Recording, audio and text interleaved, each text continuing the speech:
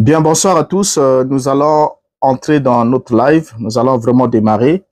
Et je ferai un effort aussi de jeter un coup d'œil de temps à autre en commentaire, que ce soit pendant le partage, parce que vous savez qu'on n'est pas adulte. Ça fait pas longtemps que j'ai commencé avec les lives. Donc, je suis censé prendre aussi en compte les réactions de ceux qui sont en bas, tout comme je dois prendre en compte aussi les réactions de ceux qui montent. Étant conscient que tous ne mentent pas et tous ne peuvent pas aussi monter. Donc, il faudra qu'on regarde aussi les échanges qui se passent en bas et réagir de temps à autre pour donner des réponses, soit inciter celui qui intervient à répondre aux réactions de ceux qui sont en bas. Alors, nous allons aborder notre sujet. Et le sujet, comme vous le voyez déjà, n'est-on pécheur ou le devient-on par ses actes? C'est ce que nous nous sommes posés comme question. Et nous avons essayé un peu de toucher cette question la fois passée. Et bien qu'il y a eu aussi des réactions multiples, mais nous n'avons pas pu toucher réellement le problème du doigt. Et certains versets ont été produits pour justifier un point de vue comme un autre. Maintenant, ici, nous voulons réellement reparler de cette question pour quelques minutes et reprendre certains versets qui ont semblé poser des problèmes. Et ensuite, ça nous permettra alors d'entrer dans l'échange pour pouvoir dégager la question à ce sujet, ce qui nous permettra ensuite de pouvoir entrer dans le sujet de la rédemption, qui est un grand sujet. Parce que nombreux sont ceux qui disent « je suis sauvé, je suis racheté », mais la plupart de ceux qui les confessent aussi ne savent même pas ce que c'est le salut.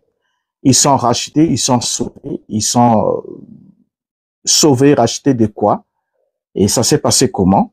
Et quelles sont les évidences et les garanties qui attestent qu'on est racheté, qu'on est sauvé?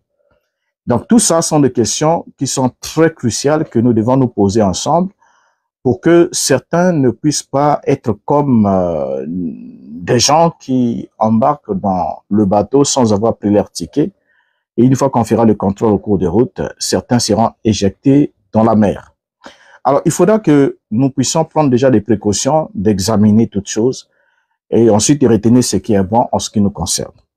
Peut-on pécher avant de naître?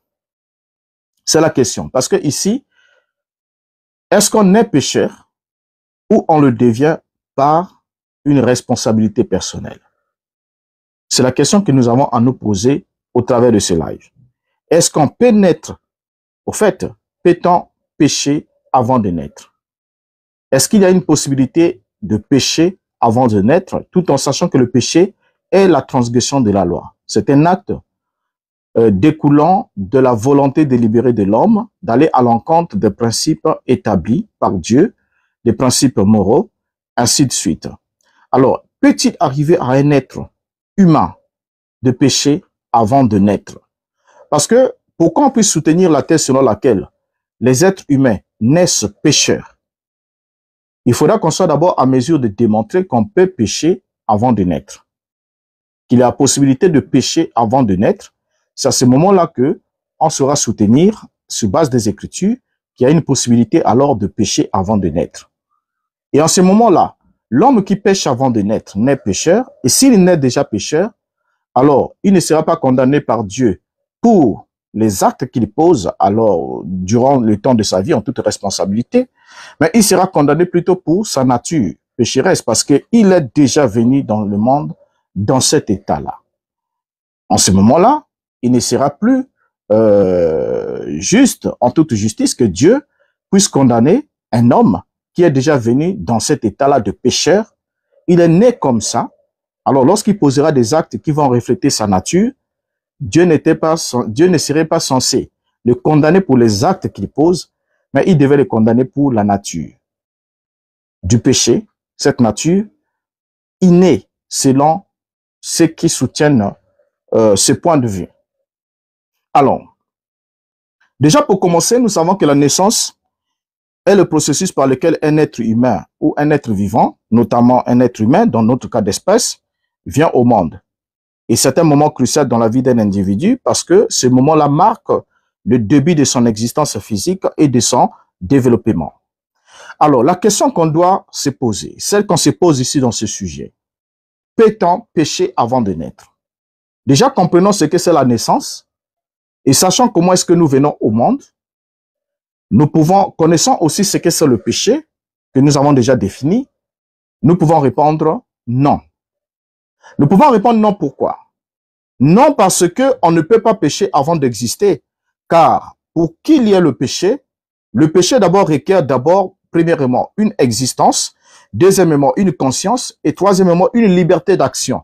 Ensuite, une législation ou encore une loi qui a été établie, soit la loi morale, soit cérémoniale, soit culturelle, quel que soit le niveau de la loi. Donc, c'est une fois que l'on est d'abord, parce que pour qu'il y ait le péché, il faut d'abord qu'il y ait l'existence. Adam a péché parce qu'il était d'abord créé. Adam a d'abord existé avant de pécher. Vous allez voir que Adam a existé. Adam a atteint le niveau de la conscience. Adam a en quelque sorte, comment dirais-je, il a agi en toute liberté. Il avait la liberté de choisir, de faire ce que Dieu lui demandait de faire, ou de ne pas faire ce que Dieu lui demandait de faire, mais il a fait un choix. Donc c'est le libre choix d'Adam qui a amené Adam à poser un acte délibéré contre la volonté de Dieu qui lui était révélée. Dieu lui a dit, tu mangeras de tous les arbres du jardin, mais quant à l'arbre de la connaissance du bien et du mal, tu ne mangeras pas, car le jour que tu mangeras, tu mourras. Donc Adam a choisi délibérément de pécher. Alors donc pour le cas d'Adam, nous trouvons que c'est tout à fait logique parce que le tout premier péché qui a été commis par l'être humain a été commis après la création de l'homme. L'homme est d'abord créé, l'homme est d'abord venu à l'existence. Ensuite, l'homme a agi en toute liberté de conscience à l'encontre de la volonté de Dieu qui lui a été transmise.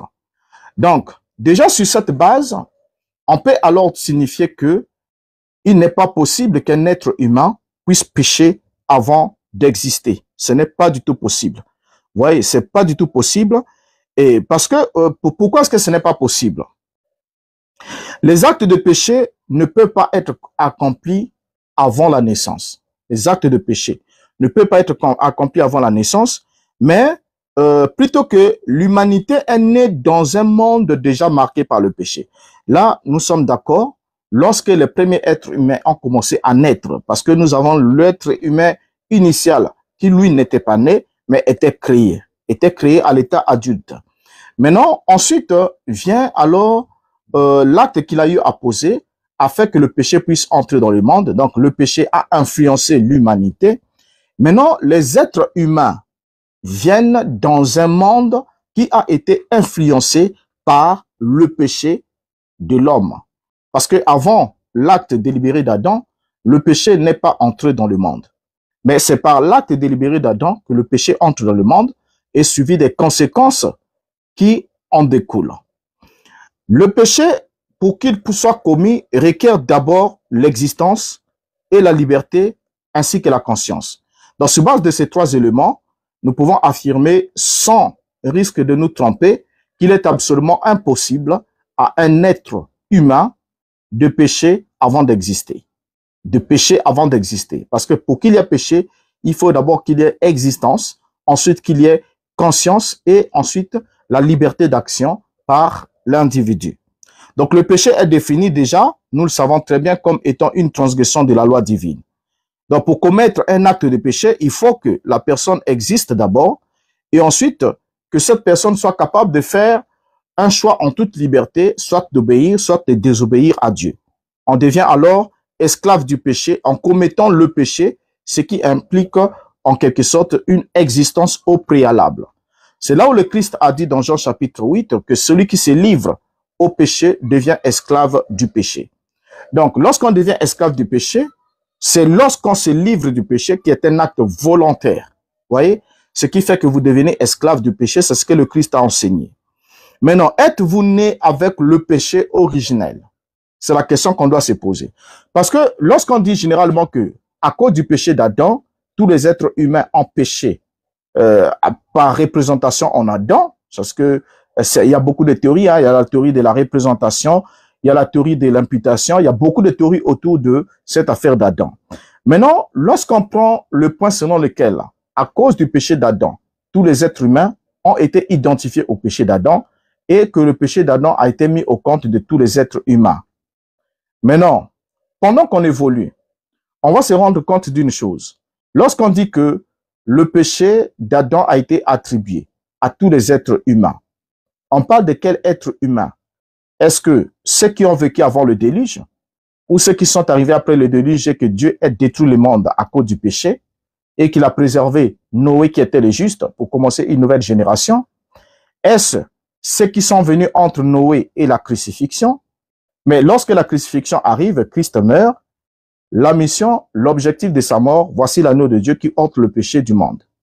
Alors, si Yeshua, en tant qu'agneau de Dieu, a ôté le péché du monde, alors que Adam, le premier Adam, a fait entrer le péché dans le monde, et que Yeshua a ôté le péché du monde, mais comment justifie-t-on encore qu'après l'acte rédempteur de Yeshua, les hommes continuent à naître avec le péché d'Adam? Est-ce que le sang de Yeshua a-t-il été inefficace? Parce qu'une chose est certaine. Vous apprenez par l'évangile, par certaines prédications. Je ne dis pas que c'est totalement, c'est pas l'évangile, mais c'est certaines prédications, certaines lectures qui sont faites à partir des textes, la lecture des textes. Vous apprenez que vous avez péché par identification en Adam avant même que vous ne puissiez venir à l'existence. C'est ce qu'on vous apprend. Et ensuite, on vous apprend aussi par l'évangile que Christ a payé le prix pour ce péché-là afin que vous soyez net devant Dieu. Maintenant, l'une des bonnes questions qu'on doit se poser, est-il encore normal et correct de trouver des prédicateurs aujourd'hui qui continuent à prêcher que les êtres humains, malgré l'œuvre de Christ, continuent à naître avec le péché d'Adam? Voyez? Continuer à naître avec le péché d'Adam. Alors, je vais essayer un peu de développer. Ensuite, lorsque nous rentrons dans les échanges, je serai obligé de retourner aussi dans les commentaires pour voir tout ce qui se dit dans les commentaires et faire monter tout ce qui désirait monter pour apporter aussi leur contribution. Alors, en quoi généralement au sein du christianisme, certains courants du christianisme, que les êtres humains naissent entachés du péché originel? Est-ce que c'est réellement le cas? C'est ce que nous allons découvrir.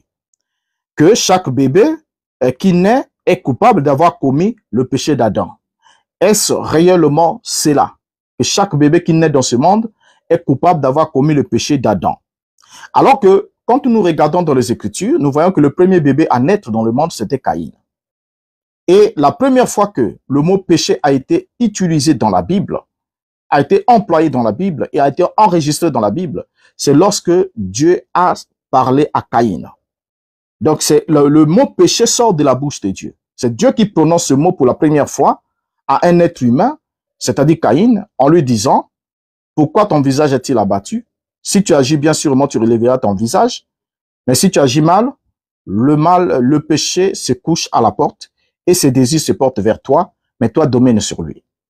Alors, si cet enfant Caïn était déjà né entaché du péché d'Adam, alors que Dieu ne collabore pas avec le pécheur, Dieu n'aime pas le péché, il ne collabore pas avec le pécheur. Donc, étant donné qu'il avait chassé Adam du jardin d'Éden, et si l'enfant, le premier enfant à naître qui était Caïn, était né pécheur, alors Dieu ne parlerait pas pour lui dire que le péché était encore à la porte et que le désir du péché se portait vers Caïn, mais que Caïn avait reçu le mandat de la part de Dieu de dominer sur le péché afin que les désirs du péché ne puissent pas se saisir de Caïn et que Caïn puisse exactement accomplir un acte pécheresse. Vous voyez, un acte de péché. Donc, déjà sur ce point, on se rend compte d'une chose évidente, c'est que rien que par la naissance du premier être humain qui est venu au monde, brise complètement la théorie du péché inné, du péché inné. Parce que Caïn, les Écritures tout entières ne nous disent pas qu'il était né dans le péché, mais la Bible nous dit que parce qu'il avait choisi une voie délibérée, de façon délibérée, il avait choisi lui-même de haïr son frère alors qu'il pouvait l'aimer, et il a haï son frère, et la Bible précise dans 1 Jean que s'il avait haï son frère, c'est parce que ses œuvres étaient mauvaises. Donc on parle des œuvres de Caïn. Et lorsqu'on parle des œuvres, ce n'est pas une qualité innée. Les œuvres sont des actes que l'homme pose en toute liberté de conscience. Et pour qu'il puisse poser ces actes, Caïn n'a pas été typifié comme meurtrier, comme ce qu'il était, à cause du fait qu'il est né pécheur de la part d'Adam, Abel aussi était né ainsi, Seth était aussi né ainsi, selon cette théorie-là.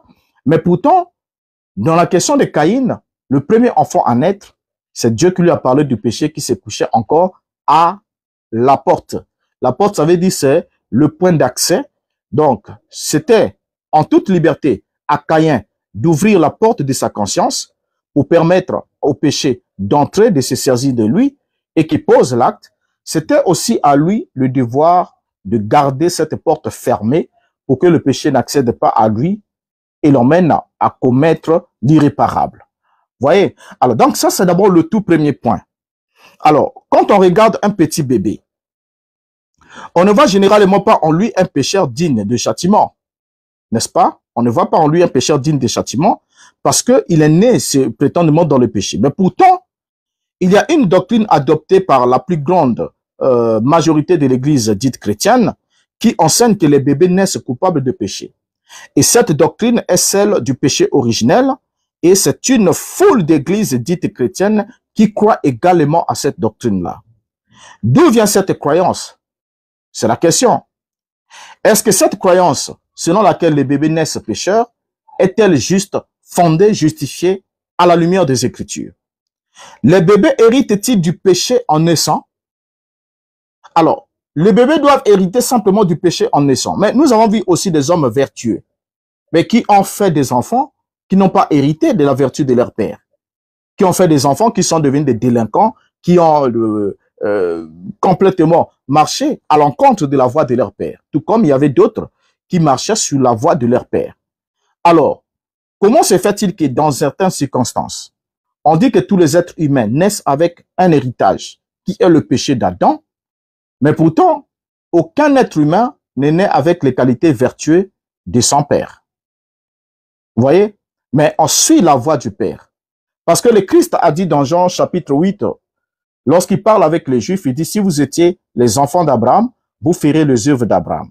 Parce que l'enfant fait les œuvres de son père. Vous voyez? Alors, le bébé, on nous dit qu'il hérite le péché en naissant. Est-ce que la Bible enseigne cela? C'est de bonnes questions que nous sommes tenus à nous poser. Est-ce que la Bible enseigne réellement que les êtres humains naissent avec l'héritage du péché d'Adam? Est-ce que c'est un enseignement biblique? Donc, en bref, la doctrine du péché originel et de la chute de l'homme, bien que l'idée remonte à plusieurs auteurs catholiques primitifs, parce que cette idée, on ne la trouve pas dans les épîtres des apôtres, mais bien qu'il y a certains versets que nous allons lire encore ce soir, au moins un ou deux versets qui semblent, lorsque la lecture n'est pas bien faite, semblent soutenir ce point de vue-là, mais le reste des Écritures, de façon claire et distincte, est contre cette doctrine. Vous voyez? Alors, les théologiens qui fit le plus que les autres, qui a pu développer cet enseignement du péché originel, c'est un certain Augustin d'Hippone. C'est Augustin d'Hippone, et ce dernier s'est converti au christianisme presque 300 ans après l'apparition des derniers apôtres.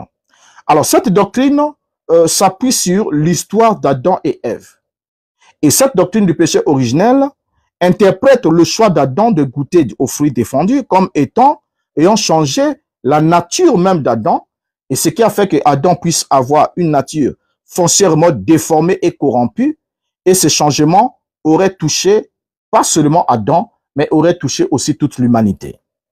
Et d'après Augustin, qui est le concepteur de cette doctrine, et bien d'autres qui ont suivi aussi cette même voie, du fait de son péché, Adam et tous les êtres humains après lui sont tombés en quelque sorte en disgrâce, d'où l'idée de la chute de l'homme. On parle de la chute de l'homme.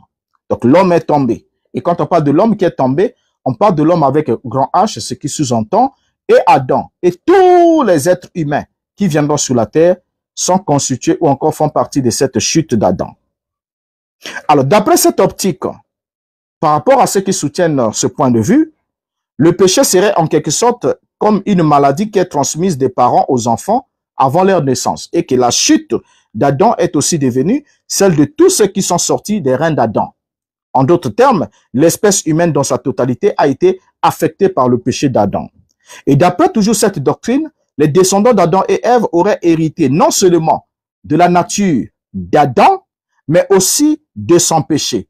Donc, ils sont non pas seulement hérité la nature humaine adamique, mais ils ont aussi hérité le péché d'Adam, selon toujours cette doctrine. Donc, le péché d'Adam, ou le péché originel, comme on l'appelle communément, serait en quelque sorte une souillure de l'âme qui serait attachée à tout être humain dès sa naissance. Voilà pourquoi une grande partie des principales dénominations qui croient au péché originel pratiquent le baptême des petits-enfants, le baptême des nouveau-nés. Lorsqu'ils pratiquent le baptême de nouveau-nés, ils le pratiquent parce qu'ils croient et soutiennent que tout être humain naît au monde avec une âme corrompue, entachée par le péché d'Adam. Et d'où le petit bébé, étant encore tout petit, n'étant pas conscient d'un acte quelconque, on le baptise. Donc, ceux qui croient alors à la doctrine du péché originel, c'est eux aussi qui ont inventé aussi le baptême des petits-enfants. Et ils ont aussi des textes sur lesquels ils peuvent se focaliser. On en parlera dans un live spécial pour voir à partir de quel âge est-ce que on baptisait les gens et voir aussi les faisabilités du baptême, parce qu'il y a beaucoup de choses à dire là-dedans. Vous voyez? Alors donc, le péché d'Adam, on nous apprend que le péché d'Adam a été transmis à ses descendants. Bien qu'une grande partie du christianisme adhère à ces idées, mais les chrétiens qui réfléchissent devraient examiner les doctrines apparues après la rédaction du Nouveau Testament avec un œil critique et doivent se poser des questions si elles s'appuient fermement sur la parole de Dieu. Est-ce que cette doctrine s'appuie-t-elle fermement sur la parole de Dieu? Parce que vous savez, lorsque vous faussez les données du problème, vous allez automatiquement aussi fausser la solution du problème. Parce que si quelqu'un ne comprend pas déjà la notion du péché, la notion de l'imputation du péché, il serait absolument impossible que cette personne dise qu'elle comprend ce que c'est la rédemption. Et ne l'oubliez jamais que Dieu ne donne à l'homme que ce qui est accessible à sa compréhension. Donc, si vous ne comprenez pas ce que c'est le salut, ne prétendez jamais que vous avez été sauvé. Parce que dans la façon de Dieu de faire, il ne donne à l'homme que ce dont il a la compréhension.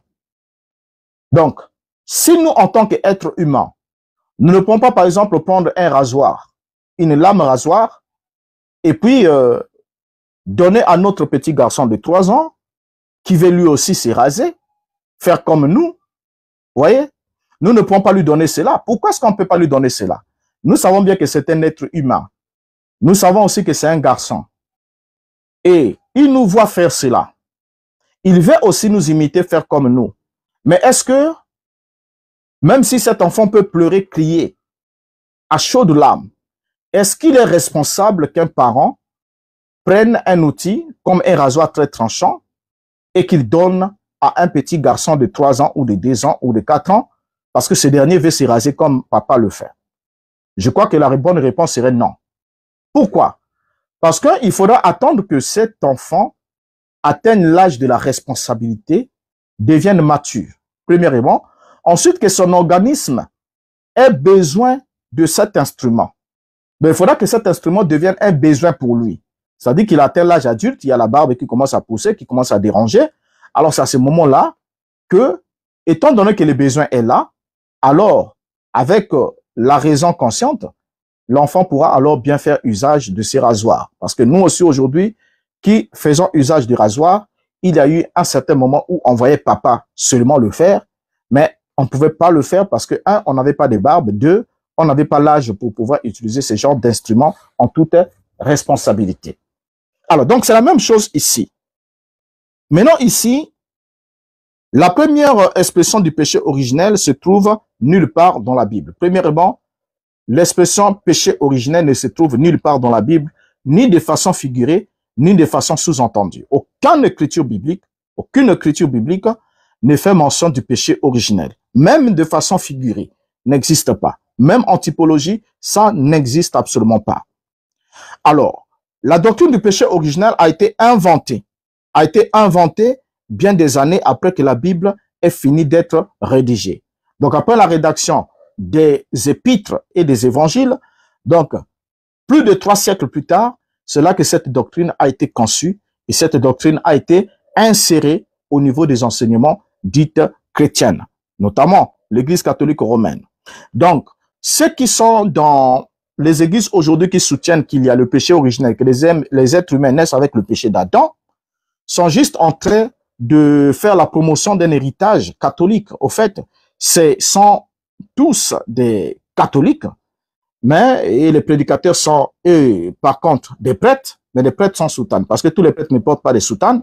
Il y a d'autres prêtres aujourd'hui qui portent les costumes, mais on ne les reconnaît pas par leurs habits, parce que l'habit ne fait pas toujours le moine, mais on les reconnaît par leurs renseignements. Donc, lorsque un homme se tient là en costume cravate, avec la Bible en main, et enseigne ce que l'Église catholique romaine a inventé et mis sur le marché de la religion, nous comprenons que c'est un prêtre catholique, même s'il n'a pas suivi des séminaires directs pour porter un col tourné comme un abbé, mais on comprend que c'est un prêtre catholique sans soutane. Et ils sont nombreux. Et vous allez voir. Vous voyez? Alors donc, le choix d'Adam dans le 3e chapitre de la Genèse était certes un péché. Ça, c'est tout à fait normal, c'était certes un péché. Mais nulle part dans le récit de la Genèse est-il écrit que ses descendants devinrent coupables de sa faute. Ce n'est écrit nulle part. Donc, Dieu aurait pu dire à Adam, à cause de ce que tu as fait, voici tes enfants, tes descendants, naîtront avec ton péché, ou bien porteront le fardeau de ton péché. Dieu n'a pas signifié ça à Adam. Il n'a pas dit ça à Adam et il n'a non plus signifié cela à ceux qui sont venus plus tard. Vous voyez, la seule chose que Dieu a parlé concernant les enfants, il a parlé d'abord à Ève. Il lui a dit que tu concevras, tu enfanteras avec douleur. C'est avec douleur que tu enfanteras. Ensuite, je mettrai inimitié entre la descendance du serpent et la descendance de la femme. Celle-ci lui mordra le talon et l'autre lui écrasera la tête. C'est ce que Dieu a dit. Vous voyez? Alors, donc, si déjà la descendance du serpent, au fait, la descendance de la femme, doit naître dans le péché, doit naître pécheur. Alors, comment est-ce que cette descendance qui doit naître pécheur va être apte à écraser la tête du serpent qui a induit le parent de la race humaine dans le péché par sa tentation? Comment cela est possible? On en parlera de façon détaillée. Vous voyez? Alors donc, lorsque nous regardons dans les Écritures, comme nous l'avons déjà dit, que la première fois que le mot péché apparaît dans la Bible, c'est lorsque Dieu a averti Caïn. Dieu a averti Caïn, qui était le fils d'Adam, de ne pas succomber à son irritation contre son frère. De ne pas, parce qu'il était déjà très irrité et son visage était abattu. Et Dieu lui demande de ne pas succomber parce que cette irritation était l'influence, le produit de l'influence du péché qui se tenait à la porte. Lorsqu'on dit que quelque chose se tient à la porte, cela ne veut pas dire que cela est déjà entré dans l'espace, à l'intérieur de la maison. Parce que le corps de l'homme est une maison d'argile. Et lorsque le péché se tient à la porte, ça veut dire que le péché n'est pas à l'intérieur. Maintenant, si Adam, Caïn était déjà né dans le péché, à quel moment est-ce que son péché a été expié pour que le péché se trouve alors à la porte, en train de chercher la possibilité d'accéder dans la vie de Caïn? Ce n'est pas possible. Donc, vous voyez, rien que la naissance du premier enfant, on pourra passer des jours, des heures, rien que sur la naissance de Caïn. Cela nous démontre par les Écritures qui sont tellement fortes et éloquentes que cette doctrine est une fausse doctrine. Parce que Dieu a bien dit à Caïn, si tu agis mal, le péché se couche à la porte et ses désirs se portent vers toi, mais toi domine sur lui. Genèse chapitre 4, le verset 6 à 7. Alors certes, le péché d'Adam a eu des conséquences qui se sont répercutées sur les descendants. Il y a eu des conséquences. La première conséquence, c'est laquelle? La Bible nous dit dans Genèse chapitre 3, le verset 22 à 23. L'Éternel Dieu dit, voici l'homme est devenu comme l'un de nous pour la connaissance du bien et du mal. Empêchons-le maintenant d'avancer sa main, de prendre de l'arbre de vie, d'en manger et de vivre éternellement. Et l'Éternel Dieu chassa du jardin d'Éden, le chassa du jardin d'Éden, pour qu'il cultivât la terre d'où il avait été pris. Donc nous voyons bien que la conséquence immédiate pour les descendants d'Adam, c'est que toute la descendance va maintenant naître dans un environnement, en dehors de l'environnement approprié, l'environnement initial, qui était le jardin d'Éden, là où se trouvait l'arbre de vie, et que en mangeant de l'arbre de vie, Adam devait vivre éternellement, mais quand il a mangé de l'arbre de la conscience du bien et du mal, il est devenu comme Dieu pour la connaissance du bien et du mal. Dieu l'a chassé. Vous voyez? Donc, quand Dieu le chasse, Dieu l'empêche d'accéder à l'arbre de vie. Non seulement à Adam, mais aussi à toute sa progéniture. Donc, c'est cet empêchement-là qui est universel. Donc, la conséquence du péché d'Adam, c'est celle-là. Celle qui a fait que Adam soit expulsé du jardin d'Éden. Adam soit expulsé de la présence de Dieu. Et en vivant, en mettant ses enfants au monde, Adam met ses enfants au monde en dehors du jardin d'Éden. Et la même possibilité, l'impossibilité qu'avait Adam de manger de l'arbre de vie pour vivre éternellement, c'est la même impossibilité qu'avaient aussi les enfants naissant d'Adam de manger aussi de l'arbre de vie pour vivre éternellement. Donc, le constat qu'on fait, c'est lequel? C'est que Adam et Ève ont décidé de façon volontaire à désobéir à Dieu. Et le péché, et c'est comme ça que Adam et Ève vont alors pécher. Maintenant, tous les humains ont depuis lors commis la même erreur.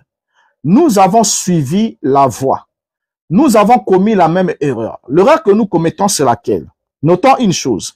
Le péché a fait son apparition dans le monde des hommes à travers Adam, premièrement. Et chaque personne, chaque être humain s'engage dans cette voie de plein gré. Donc, c'est une affaire volontaire, c'est une affaire individuelle. Chaque être humain s'engage dans cette affaire de plein gré. Vous voyez? Le péché et la mort ayant fait leur apparition chez les humains, Adam et Ève se sont écartés de Dieu. Et chaque être humain est mis devant la même responsabilité, soit d'obéir ou de désobéir. Ensuite, de subir les conséquences qui en découlent du choix que ce dernier fait. Donc, les hommes, que ce soit Adam, ainsi que toute l'humanité, ont cessé de bénéficier des bénédictions directes de Dieu dans le cadre du jardin d'Éden, et ils ont fait rater en quelque sorte à l'humanité entière une occasion de vivre éternellement. Ils ont fait rater cette occasion-là. Et c'est ça, ce que la Bible nous dit. Alors donc, notons que le péché a toujours été un choix personnel. Lorsqu'on étudie dans les Écritures, la Bible nous enseigne à propos du péché, on s'aperçoit très vite que pour Dieu, le péché est une affaire personnelle. Le péché découle du choix personnel d'un individu d'exprimer sa volonté à l'encontre de la volonté divine révélée. Donc, autrement dit, le péché est toujours imputé comme une conséquence de la décision d'un individu de transgresser la loi divine. Comme nous dit dans 1 Jean chapitre 3, le verset 4, quiconque prêche transgresse la loi et le péché est la transgression de la loi. Donc, les péchés d'un individu peuvent certes affecter aussi physiquement la vie des autres ou affecter aussi l'environnement des autres, mais la culpabilité spirituelle retombera toujours sur celui qui a commis ce tel acte. Alors, lorsqu'on arrive du temps du prophète Ézéchiel, puisque déjà en Israël, il y avait déjà un enseignement qui disait que les pères ont mangé, le proverbe en Israël qui disait que les pères ont mangé des raisins verts et les dents des enfants ont été agacés. Et quand ce proverbe-là se chantait en Israël, Dieu, par le prophète Ézéchiel, a corrigé ce prophète, a corrigé plutôt ce proverbe. Il va le corriger et pour Dieu, ce proverbe-là était très mal avisé au point où Dieu s'empressa lui-même de nier la véracité de ce proverbe. Comme quoi, c'est les parents qui ont mangé les figues, les mangues vertes ou les figues vertes. Maintenant, c'est les dents des enfants qui ont été agacées. Il dit non, c'est pas possible. C'est celui qui mange qui aura les dents agacées. Ça veut dire quoi? Ça veut dire que c'est celui qui agira en contradiction avec ma loi, c'est celui-là qui portera la responsabilité de sa faute. Et c'est là que Dieu va souligner au peuple d'Israël que je ne punirai pas le père pour l'enfant, ni l'enfant pour le père, mais chacun portera la peine de son péché. Vous voyez, l'âme qui pêche, c'est celle qui mourra. C'est celui qui péchera contre moi. Regardez, je prends un exemple. Moïse, en tant que père de l'Exode, Moïse sort les enfants d'Israël de l'Égypte. Il est le père de l'Exode. Et lorsque Moïse conduit le peuple va pécher dans le désert. Dieu décide d'anéantir le peuple. Moïse, lorsqu'il va se repentir, il dit à Dieu. Il dit que on a fait sortir ce peuple. Lorsque les nations païennes vont apprendre que tu les as sortis pour les détruire dans le désert, alors ils se moqueront de toi. Que voilà, il les a fait sortir, mais il les a pas pu parvenir à les emmener là où il les avait promis, et il les a tous détruits. Non, il dit ne le fais pas. Il dit je préfère que tu puisses même ôter mon nom à moi, Moïse, dans le livre de vie, mais que tu accordes la miséricorde à ce peuple, que tu les laisses, que tu ne les extermines pas. Mais quelle était la réponse de Dieu vers Moïse? Dieu répond directement à Moïse et dit, c'est celui qui a péché contre moi que j'effacerai de mon livre. Voilà. C'est celui qui a péché contre moi que j'effacerai de mon livre. Donc, comme c'est pas toi qui as posé l'acte, donc ne me demande pas d'effacer ton nom. Ne me demande pas de le faire. Vous voyez? Alors donc, si déjà Dieu peut dire ça à Moïse, et qu'aujourd'hui on nous dit que Dieu nous a identifiés tous dans le péché d'Adam, on se pose la question de savoir si le Dieu d'Adam est le même Dieu de Moïse. Ça aussi, c'est une bonne question qu'il faut se poser. Ceux qui prêchent cette doctrine-là doivent d'abord être capables de nous dire que le Dieu d'Adam est un autre Dieu, le Dieu de Moïse et d'Israël, ainsi de suite, c'est aussi un autre Dieu. Parce que si c'est le même Dieu et qu'il donne d'autres réponses pendant le cours ou la marche des êtres humains sur la terre, alors qu'à l'initial, c'était un autre principe, alors on serait en face d'un Dieu qui change. Or, nous savons que Jéhovah dit qu'il ne change pas. Ça veut dire que lorsqu'il prend la première décision, c'est une sage décision, il va pas s'améliorer, il va pas dire non, hier là, j'avais pas bien pensé, mais aujourd'hui, je trouve que comme je faisais la façon que ça se faisait là, bon, j'avais ordonné ça comme ça, bon, j'ai trouvé que c'est pas trop sage, en qualité de Dieu, je peux pas faire des choses comme ça, maintenant là, je change d'avis. Non, Dieu ne le fait pas, parce que c'est un être infini, c'est un être parfait, qui connaît le déroulé d'une chose, il ne doit pas être surpris par la tournure des événements. Donc, il connaît toutes choses. Vous voyez? Alors donc, lorsque nous regardons cette question, la réfutation divine que Dieu a dit par le prophète Ézéchiel, dans le verset 20 et le verset 30, lorsqu'il dit « L'âme qui pêche, c'est celle qui mourra. Le fils ne portera pas l'iniquité de son père, et le père ne portera pas l'iniquité de son fils. La justice du juste sera sur lui, et la méchanceté du méchant sera sur lui. C'est pourquoi je vous jugerai chacun selon vos voies. » Ça, c'est la parole de Dieu. Maintenant, lorsque Dieu dit ça par Ézéchiel, Dieu a-t-il oublié que cette humanité tout entière porte en elle le péché d'Adam, qu'ils sont tous nés dans le péché à cause de l'acte d'Adam? Et comment c'est Dieu qui a pris le péché d'Adam, il a mis sur toute l'humanité, vient encore ici changer d'avis pour dire non, la méchanceté du méchant sera sur le méchant, la justice du juste sera sur le juste, je ne punirai pas le fils pour le péché du père, et ainsi de suite. Comment est-ce que cela est possible? Vous voyez? Comment cela est possible? Donc c'est clair pour Dieu, chaque personne est responsable de ses propres péchés. Bien que les conséquences du péché peuvent affecter des générations futures, peuvent affecter des générations entières, les conséquences du péché peuvent affecter des générations, peuvent affecter des familles entières. Et ça, on pourra le voir dans les Écritures. Mais en ce qui concerne la responsabilité ou la culpabilité, Dieu ne la tient que pour la personne qui en est responsable. Et Jésus, de son côté, a clairement indiqué que quiconque se livre au péché est esclave du péché. Jean 8, verset 34. Quiconque se livre au péché est esclave du péché. Donc c'est un acte volontaire. On devient esclave du péché par l'action de la libre volonté de l'homme. C'est quand on veut. Vous voulez être esclave du péché, vous vous livrez au péché. C'est comme en Israël, les hommes devenaient esclaves lorsque quelqu'un il était devenu pauvre, il n'avait pas assez de biens, il pouvait s'emprêter, s'endetter, emprunter suffisamment auprès des autres. Et quand il n'avait rien pour rembourser, lorsque les échéances étaient au-delà, on pouvait le prendre comme esclave ou bien il se livrait lui-même comme esclave. Lui et des fois toute sa famille pour compenser la dette. Vous voyez, ils passaient toute leur vie. Donc, ils se livrent volontairement en tant qu'esclaves. Donc, ici, la Christ dit, quiconque se livre au péché est esclave du péché. il parle de celui qui se livre au péché. Se livrer, c'est un acte volontaire.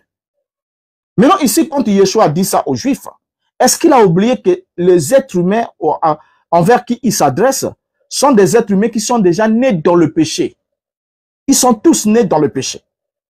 Maintenant, ici, il leur dit encore, quiconque se livre au péché est esclave du péché. Donc, ce qui montre que on ne naît pas esclave du péché, mais on le devient quand on décide pour la première fois de commettre de façon délibérée les actes de péché sans réparation. Vous voyez? Donc, on se livre au péché. C'est un acte volontaire. C'est ce que le Christ a enseigné. Et voilà pourquoi, lorsqu'on prend Jérémie chapitre 17, le verset 10, la Bible dit, « Moi l'Éternel, j'éprouve le cœur et je sonde les reins, pour rendre à chacun selon ses voies, selon le fruit de ses œuvres. » Maintenant, prenons, pour chuter, prenons Romains chapitre 5, le verset 12. Ce passage qui semble donner une possibilité à ceux qui soutiennent que tous les êtres humains naissent pécheurs. Prenons d'abord ce passage. Dans Romains chapitre 5, le verset 12, c'est le passage le plus souvent cité par les partisans du péché originel. Qu'est-ce qu'on lit dans ce passage? On y lit ce qui est écrit. C'est pourquoi, comme par un seul homme, le péché est entré dans le monde, et par le péché, la mort, et qu'ainsi, la mort s'est étendue sur tous les hommes. J'arrête d'abord la lecture à ce niveau. Regardez, il y a 3 actions qui sont évoquées. La première action, c'est laquelle? On nous dit que c'est par un seul homme que le péché est entré dans le monde. D'accord. Par un seul homme, le péché est entré dans le monde. Ici, le texte ne dit pas que par un seul homme, le péché est entré dans l'humanité, ou le péché est entré dans tous les êtres humains. Paul n'a pas écrit ça comme ça. Paul parle du monde. Regardez, il dit par un seul homme, le péché est entré dans le monde. Et par le péché, la mort. Donc la mort a suivi le péché dans le monde. Et qu'ainsi la mort, pas le péché, mais la mort s'est étendue sur tous les hommes. Alors, comment est-ce que la mort s'est étendue sur tous les hommes? Si on arrête notre lecture juste à ce niveau, si on ne lit pas le reste de ce passage, cela peut donner l'impression que la mort s'est étendue sur tous les hommes à cause du péché d'un seul homme. Si on arrête la lecture à ce niveau, ça sous-entendait que la mort est entrée dans le monde et s'est étendue sur tous les hommes à cause du péché d'un seul homme qui était Adam. Mais notons que ce qui est plus important, c'est lorsque on lit aussi les 5 derniers mots de ce passage, avec un esprit bien ouvert. Qu'est-ce que ça nous donne? Lorsqu'on lit les 5 derniers mots, on nous dit « parce que tous ont péché ». Donc, le péché ou la mort s'est étendue sur tous les hommes. Pour quelle raison? Parce que tous ont péché. Parce que tous ont péché. Regardez, quand on lit la dernière partie de ce verset, dans sa totalité, la mort s'est étendue sur tous les hommes parce que tous ont péché. Cela devient clair. Clair pourquoi? Quand Adam, un seul homme, décida de pécher, le péché entra dans le monde. Et de ce fait, l'amende du péché qui est la mort a suivi le péché dans le monde, selon Romains 6, verset 23. Vous voyez? Alors, la mort qui est la conséquence du péché s'est donc étendue aussi sur tous les hommes. Pourquoi? Parce que tous ont péché. Regardez. C'est ce point-là qui semble difficile pour les esprits. La mort, qui est la conséquence du péché, s'est donc étendue sur tous les hommes. Pour quelle raison? Parce que tous ont péché. La mort qui est la conséquence du péché ne s'est pas étendue sur tous les hommes à cause du péché d'Adam. Le péché d'Adam a emmené la mort dans le monde. Et ensuite, la mort qui est déjà entrée dans le monde par le péché d'Adam s'est étendue sur tous les hommes parce que tous ont péché. Regardez. Autrement dit, nous avons tous suivi l'exemple d'Adam. Parce que c'est Adam qui a péché, il a fait entrer la mort dans le monde. Ensuite, la mort qui est entrée dans le monde s'étend sur tous les hommes, car tous ont péché ou parce que tous ont péché. Donc, cela sous-entend que nous avons tous suivi l'exemple d'Adam et nous avons tous péché. Ce qui fait que nous récoltons le même châtiment qu'Adam. Donc, la mort qui s'étend sur tous les hommes ne s'étend pas sur tous les hommes à cause du péché d'Adam, mais parce que tous ont péché. Mais c'est cette formulation-là, par l'apôtre Paul, qui a posé de sérieux problèmes à beaucoup, qui n'ont pas pu comprendre la pensée de l'apôtre. Lorsque nous prenons le même verset, dans la version la Bible du peuple, le même verset nous est rendu comme suite. Un seul homme a fait entrer le péché dans l'univers, et par le péché, la mort. Point. Ensuite, donc c'est la suite, la mort s'est étendue à tous les hommes parce que tous commettaient le péché. Regardez bien. Parce que tous commettaient le péché. Je lis bien Romains 5:12. Donc, par le péché d'un seul homme, la mort est entrée dans le monde. Et ensuite, donc c'est une suite. Adam, la responsabilité d'Adam, c'est quoi? Adam pêche, et par le péché d'un seul homme, pas le péché de tous, mais c'est le péché d'un seul homme. La mort entre dans le monde. Et la Bible dit ensuite, donc par la suite du fait que la mort soit entrée dans le monde par le péché d'un seul homme, la mort s'est étendue à tous les hommes, puisque tous commettaient le péché. Alors, comme le salaire du péché, c'est la mort, tous commettaient le péché. Vous voyez? Voilà ce que le texte dit.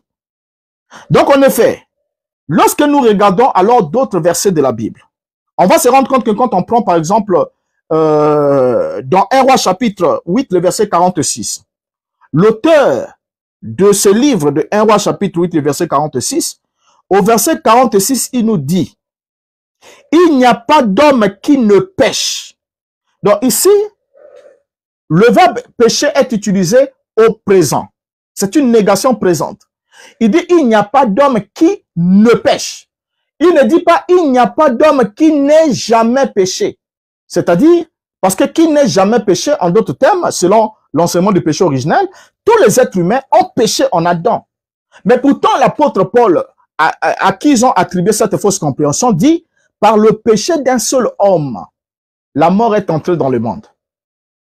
Vous voyez, par le péché d'un seul homme, la mort est entrée dans le monde. Maintenant ici, on est en train de nous lire ces versets en disant, par le péché de tous les hommes, la mort est entrée dans le monde. Non, c'est d'abord le péché d'un seul homme, la mort est entrée dans le monde. Ensuite, la mort qui arrive déjà dans le monde pollue l'environnement du monde, et la mort s'étend sur tous les êtres humains parce que tous commettaient des péchés. Ça veut dire quoi? Que tous ont suivi la voie délibérée d'Adam. Et voilà pourquoi, un peu plus bas, il dit que la mort a même régné, même sur ceux qui n'ont pas péché par une transgression semblable à celle d'Adam. Parce que la mort, elle s'étend sur tous les hommes. Alors si, même ceux qui n'ont pas péché par une transgression semblable à celle d'Adam, ont été sujets à la mort, est-ce que cela voudrait-il dire, comment est-ce que d'abord il y a cette formulation, si réellement ces êtres-là, tous les êtres humains, ont été pécheurs, ils ont péché en Adam. Comment se fait-il encore que la Bible fasse une distinction de ceux qui n'ont pas péché par une transgression semblable à celle d'Adam? Et certains vous diront qu'une transgression semblable à celle d'Adam signifie quoi? Que c'est des gens qui ont péché aussi, mais ils n'ont pas mangé l'arbre comme Adam. C'est-à-dire que Dieu avait dit à Adam, ne mange pas de l'arbre de la connaissance du bien et du mal. Donc Adam a mangé l'arbre. Ça, c'est la transgression d'Adam. Maintenant, les autres, Dieu leur a peut-être dit autre chose. Mais en ce moment-là, vous comprenez déjà par ce langage-là que il n'est pas possible que l'acte délibéré d'Adam, où l'apôtre dit, un seul homme a péché, et par le péché d'un seul homme, la mort est entrée dans le monde, puisse être un acte qui identifie tous les êtres humains. Vous voyez? Alors, donc, lorsque nous évoluons, on prend par exemple le sage Salomon. Salomon, lorsqu'il arrive, il pose la question. Qui dira, j'ai purifié mon cœur, je suis net de mon péché? Il pose la question, qui dira, j'ai purifié mon cœur? Ici, là, Salomon parle du fait que un homme ne peut pas, de façon volontaire, sans l'assistance divine, apporter la purification de son propre cœur. Donc, ça n'a rien à voir avec la qualité de pécheur né. Et dans Ecclésiaste, il avait même écrit, dans Ecclésiaste 7, verset 20, « Non, il n'y a sur la terre aucun homme juste qui fasse le bien et qui ne pêche jamais. » Regardez bien, l'Ecclésiaste ne dit pas, il n'y a sur la terre aucun homme juste qui fasse le bien et qui n'ait jamais péché. Non, il dit, il n'y a sur la terre aucun homme juste qui fasse le bien. Donc, nous sommes dans l'action. Et qui ne pêche jamais. Donc, au temps présent. Alors, si déjà tous les êtres humains avaient déjà péché avant de naître, vous voyez? Alors, on aurait une autre lecture. Regardez. Lorsque Paul arrive, avant qu'on arrive à Romains 5, verset 12, qui est aussi très mal lu pour la plupart. Le problème, c'est que les gens n'ont pas compris la pensée de Paul. Paul est dans une pensée évolutive. Et Paul va dire dans Romains chapitre 3, le verset 9, que tous, c'est-à-dire Grecs, Juifs et Grecs, sont sous l'empire du péché. Il dit, ils sont sous l'empire du péché. Maintenant, lui-même, il va expliquer. Parce que être sous l'empire du péché, ça veut dire que le péché règne. Parce que vous êtes sous son empire. Ça veut dire que le péché règne. Donc, le péché est votre maître. Vous voyez? Et vous êtes les esclaves du péché. Le péché est votre maître. Or, Yeshua nous a expliqué dans Jean chapitre 8, comment est-ce qu'on devient esclave du péché. Jean chapitre 8, 34, en vérité, je vous le dis, les répliqua Jésus, quiconque se livre au péché est esclave du péché. Vous voyez? Donc, c'est déjà ce point-là qui est le point de départ le plus saillant. Et vous allez voir que lorsque l'apôtre Paul commence à aligner les pensées après avoir parlé dans Romains 3, 9, que tous sont sous l'empire du péché, il va expliquer. Vous allez voir que Paul n'introduit en aucun cas un acte inné, un péché inné, mais il parle des actes au temps présent que les hommes commettent. Donc c'est d'abord des êtres qui existent d'abord, et ensuite il commence à poser des actes. Donc pour dire en bref, nous naissons dans un monde pécheur, mais nous ne sommes pas nés avec la souillure du péché d'Adam. C'est pas possible. Il faut qu'on cherche encore des écritures parce que si ce n'est que l'écriture qu'on a lue là, l'unique écriture là n'est pas suffisante pour pouvoir établir cet enseignement-là, cette doctrine-là.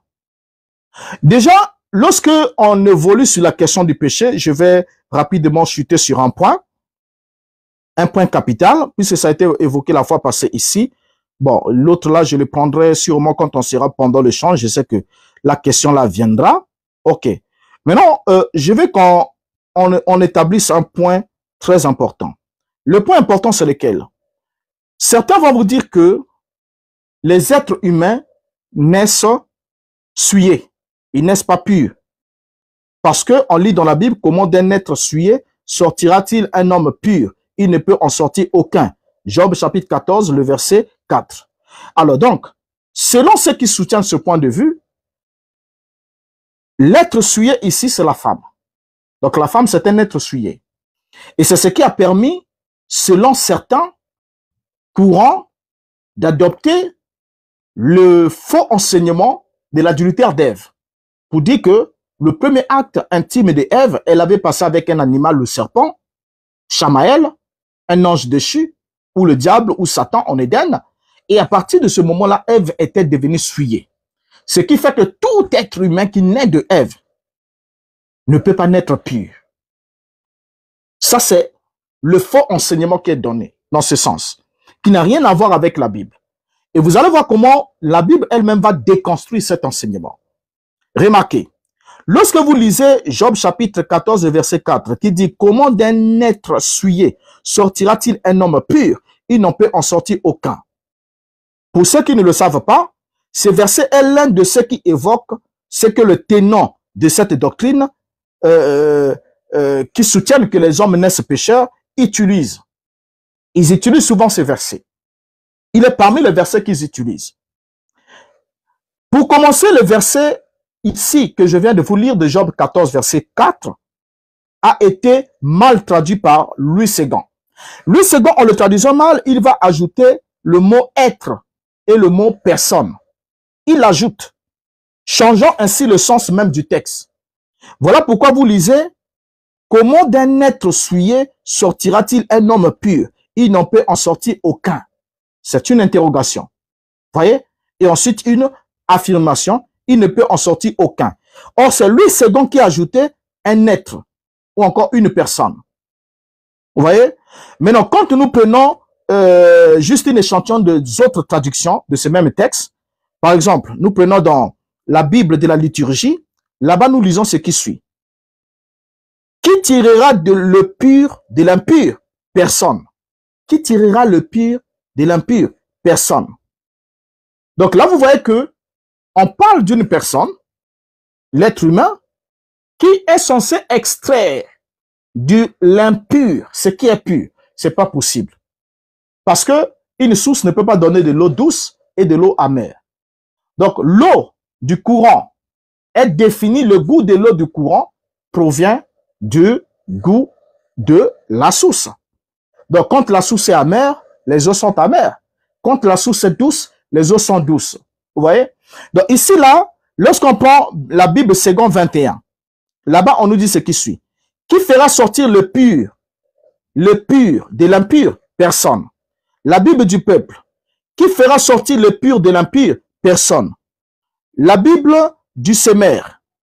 Peut-on tirer le pur de ce qui est impur? Il n'en est pas un seul.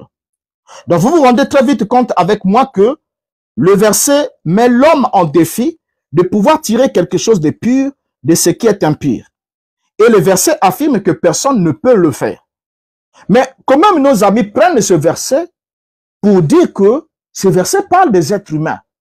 Que la femme, c'est, au fait, pour eux l'impur, même s'ils ne veulent pas le dire, ils vont le signifier, que la femme est un être impur.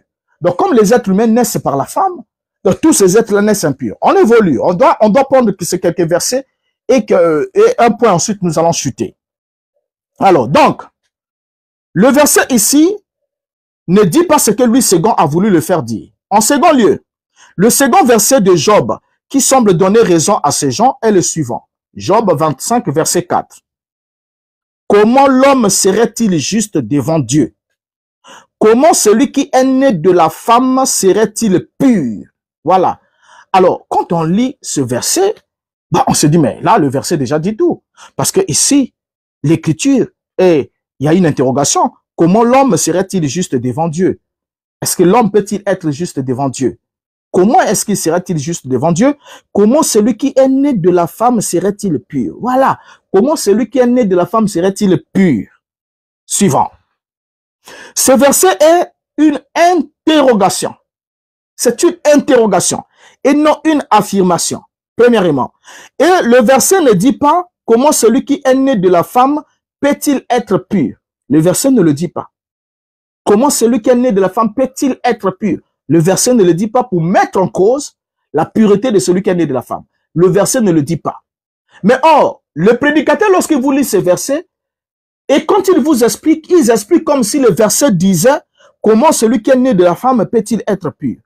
Mais le verset dit clairement, comme nous venons de le lire, mais le verset dit clairement comment celui qui est né de la femme serait-il pur.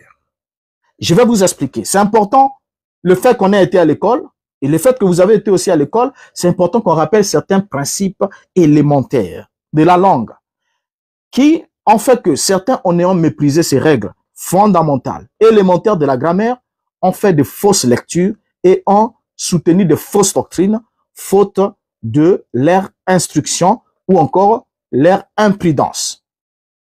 Remarquez, le verset dit comment celui qui est né de la femme serait-il pur? Voilà. Le verset ne dit pas comment celui qui est né de la femme peut-il être pur. Les deux formulations sont totalement différentes. Pourquoi? Vous constatez avec moi que le verbe dans le verset est conjugué au conditionnel présent. Serait-il pur? C'est le conditionnel présent. Et la logique grammaticale nous dit que le conditionnel présent exprime le fait que l'action évoquée est une action incertaine. Lorsqu'on est dans le conditionnel, on est dans le temps de l'incertitude. Donc, c'est pas une affirmation, mais c'est l'incertitude. Donc, la personne s'interroge. Dans cette interrogation, la réponse peut être vraie ou peut être fausse, peut être ça ou autre. Donc, c'est une incertitude. Voilà pourquoi il écrit ici au conditionnel présent. Et le conditionnel présent, pour ceux qui ont oublié ces principes élémentaires, c'est que le conditionnel présent évoque une action incertaine. Donc, il est soumis à une condition et à des réserves souvent exprimées à l'imparfait. Hein? Comme, par exemple, je peux dire, si je le savais, je le dirais. Là, je suis au conditionnel présent. Si je le savais, je le dirais. Je suis au conditionnel présent. Et au présent du conditionnel, les verbes ont le même radical qu'au futur, comme on nous l'a appris, avec les terminaisons qui sont identiques à celles de l'imparfait. Mais seulement, le conditionnel est le temps de l'incertitude et ne serait-il, au fait, on ne peut pas le prendre pour une affirmation.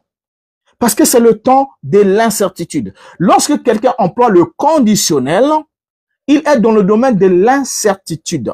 Vous ne pouvez pas lui dire non, nous t'avons entendu affirmer ceci. Il vous dira, j'ai employé le conditionnel. Allez, suivez un peu le procès et tout ça là. Vous allez voir que ces principes, parce que pour certains, les prédicateurs, ils ne prennent pas le temps d'étudier tous ces éléments-là. Alors que les Écritures sont écrites dans une langue.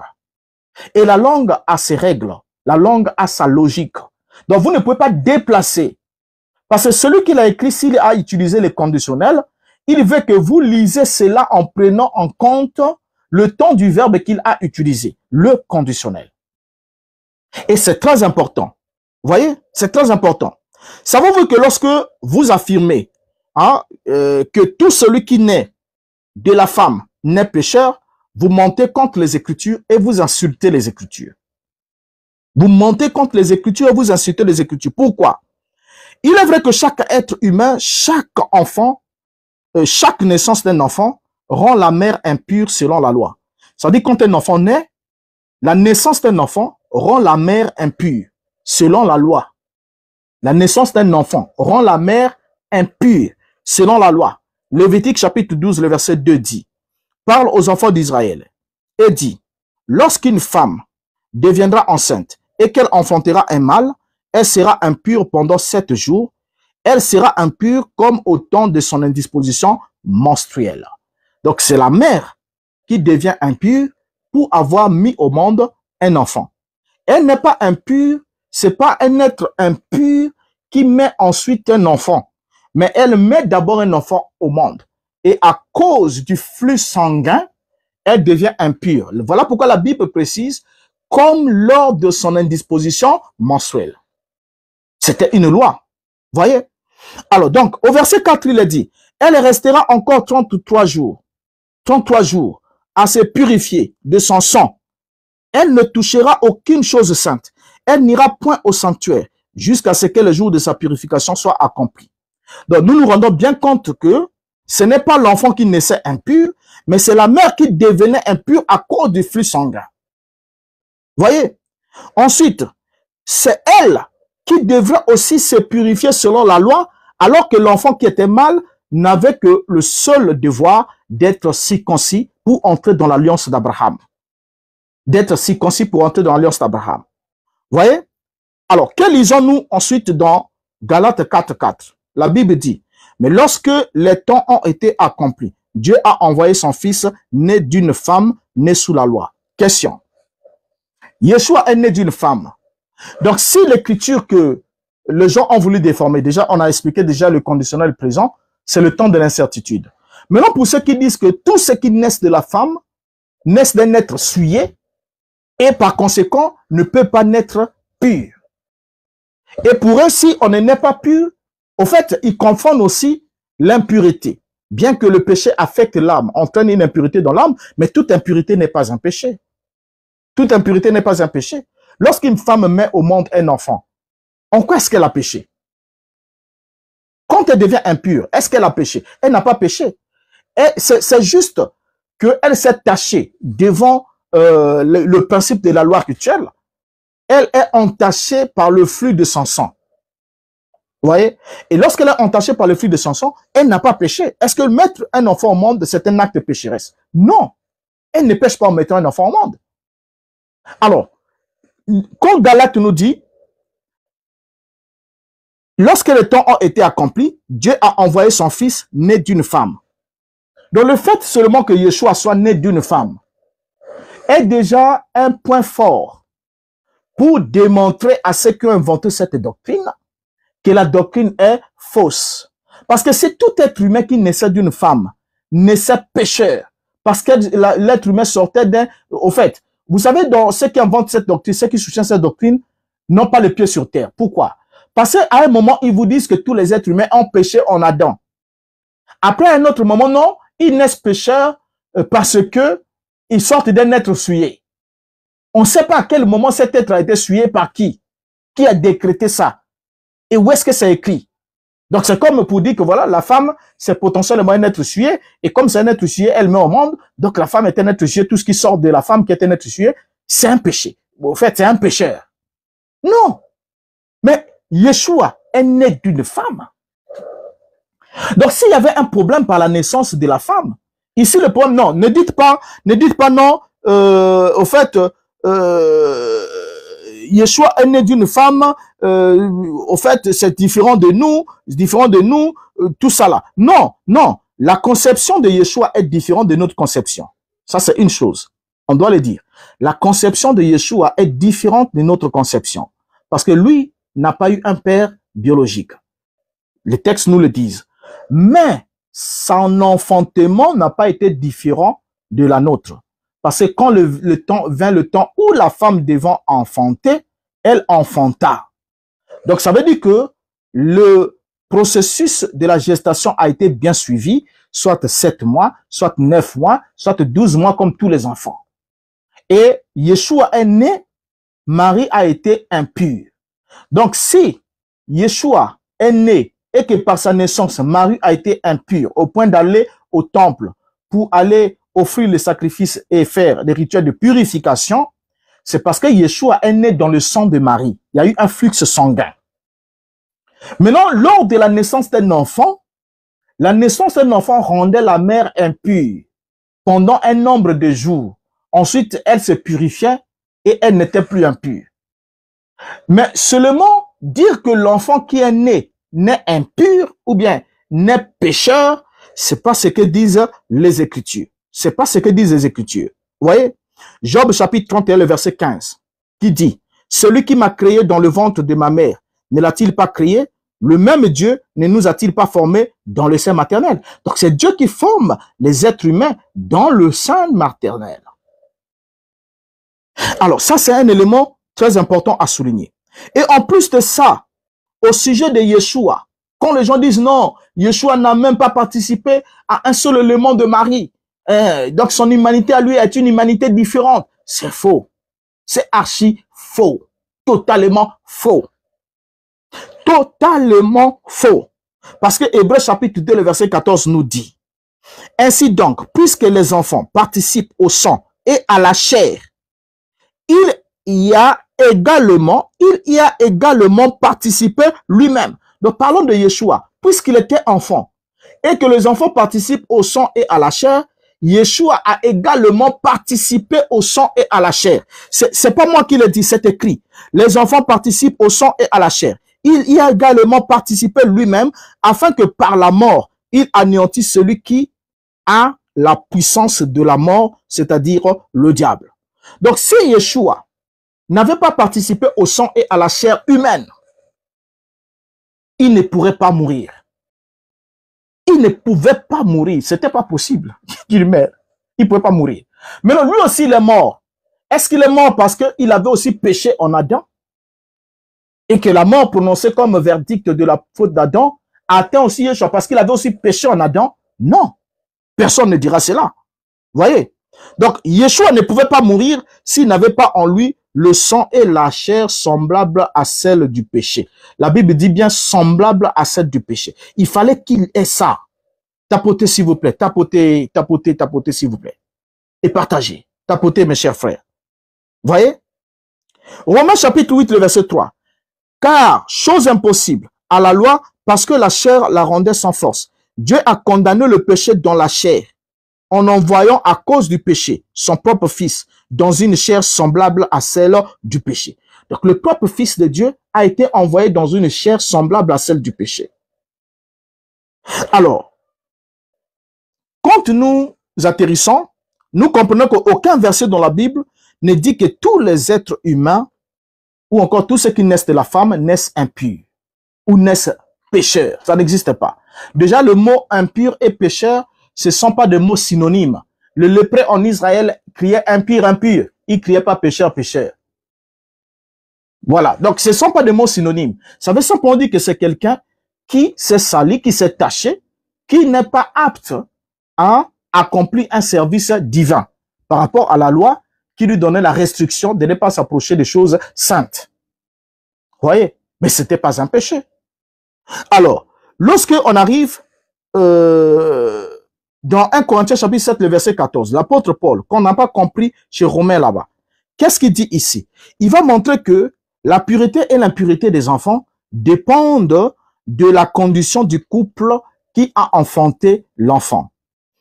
Dans 1 Corinthiens 7, verset 14, il dit, « Car le mari non-croyant est sanctifié par la femme, et la femme non-croyante est sanctifiée par le mari.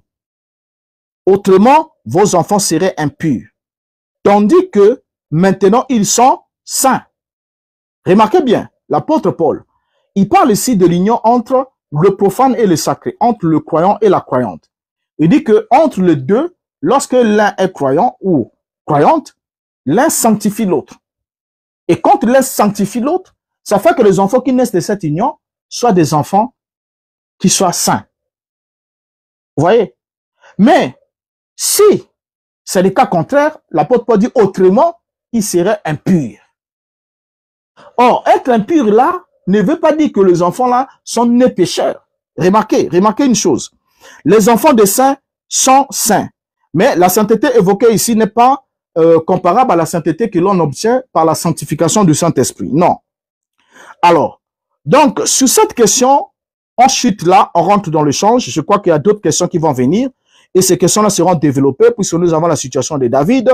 Le verset où David dit, je suis né dans le péché, ma mère m'a conçu dans... Je suis né dans le péché, ma mère m'a conçu dans l'iniquité. Et certains prennent ce verset-là pour dire, nous sommes nés. Mais lisez ce verset comme il est écrit. C'est David qui s'exprime. Il dit lui. Et si vous n'avez pas compris pourquoi David l'a dit, il faut interroger le temps le plus ancien. Interroger les Juifs qui ont vécu, qui ont lu ce texte-là avant vous. Ils vous diront pourquoi David avait fait cette affirmation. Est-ce que David a dit nous? David n'a pas dit nous sommes nés dans le péché. Nos mamans nous ont conçus dans l'iniquité. Non, nous sommes venus au monde profond le mensonge. Non, David n'a pas dit. David utilise le jeu et dans une circonstance particulière.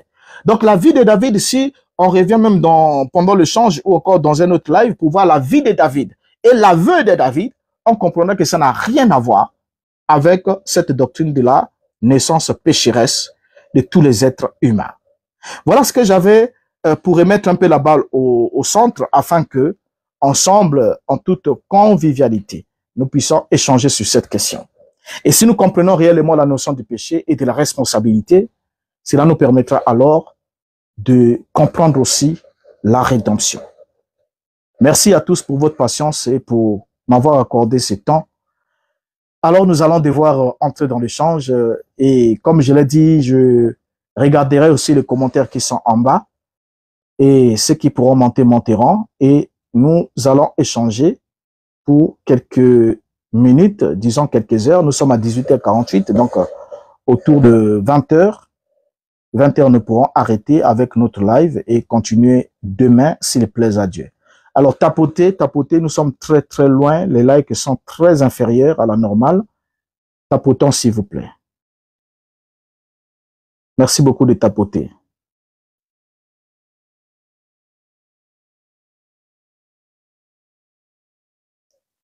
Bonsoir frère Mexon, vous êtes déjà là?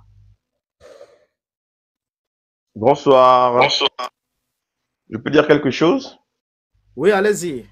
Vous avez le micro. J'ai beaucoup de choses à dire. Bon, déjà, je ne suis absolument pas d'accord avec votre interprétation sur beaucoup de points. Je trouve qu'il y a eu beaucoup de lectures partielles de certains éléments de la question. Déjà, ce qui me concerne, moi, je ne peux pas parler de péché originel. Par contre, moi, je vais parler de nature pécheresse ou encore de nature adamique. Voilà, c'est beaucoup plus correct avec l'écriture. Dans la Bible, on ne parle pas de péché originel, mais on parle d'une nature qu'on hérite d'Adam. Une nature qui fait qu'on est esclave du péché, qui fait que on est incapable de ne pas pécher. C'est tout ça que l'Écriture met en avant. Bon, après, certains courants religieux ont appelé ça péché originel, machin. On va pas chipoter sur les terminologies, sur les mots. Je vais commencer par un texte de l'Écriture. C'est dans le psaume 58, le verset 4. C'est un psaume de David. Et il dit ceci. Les méchants sont pervertis dès le sein maternel.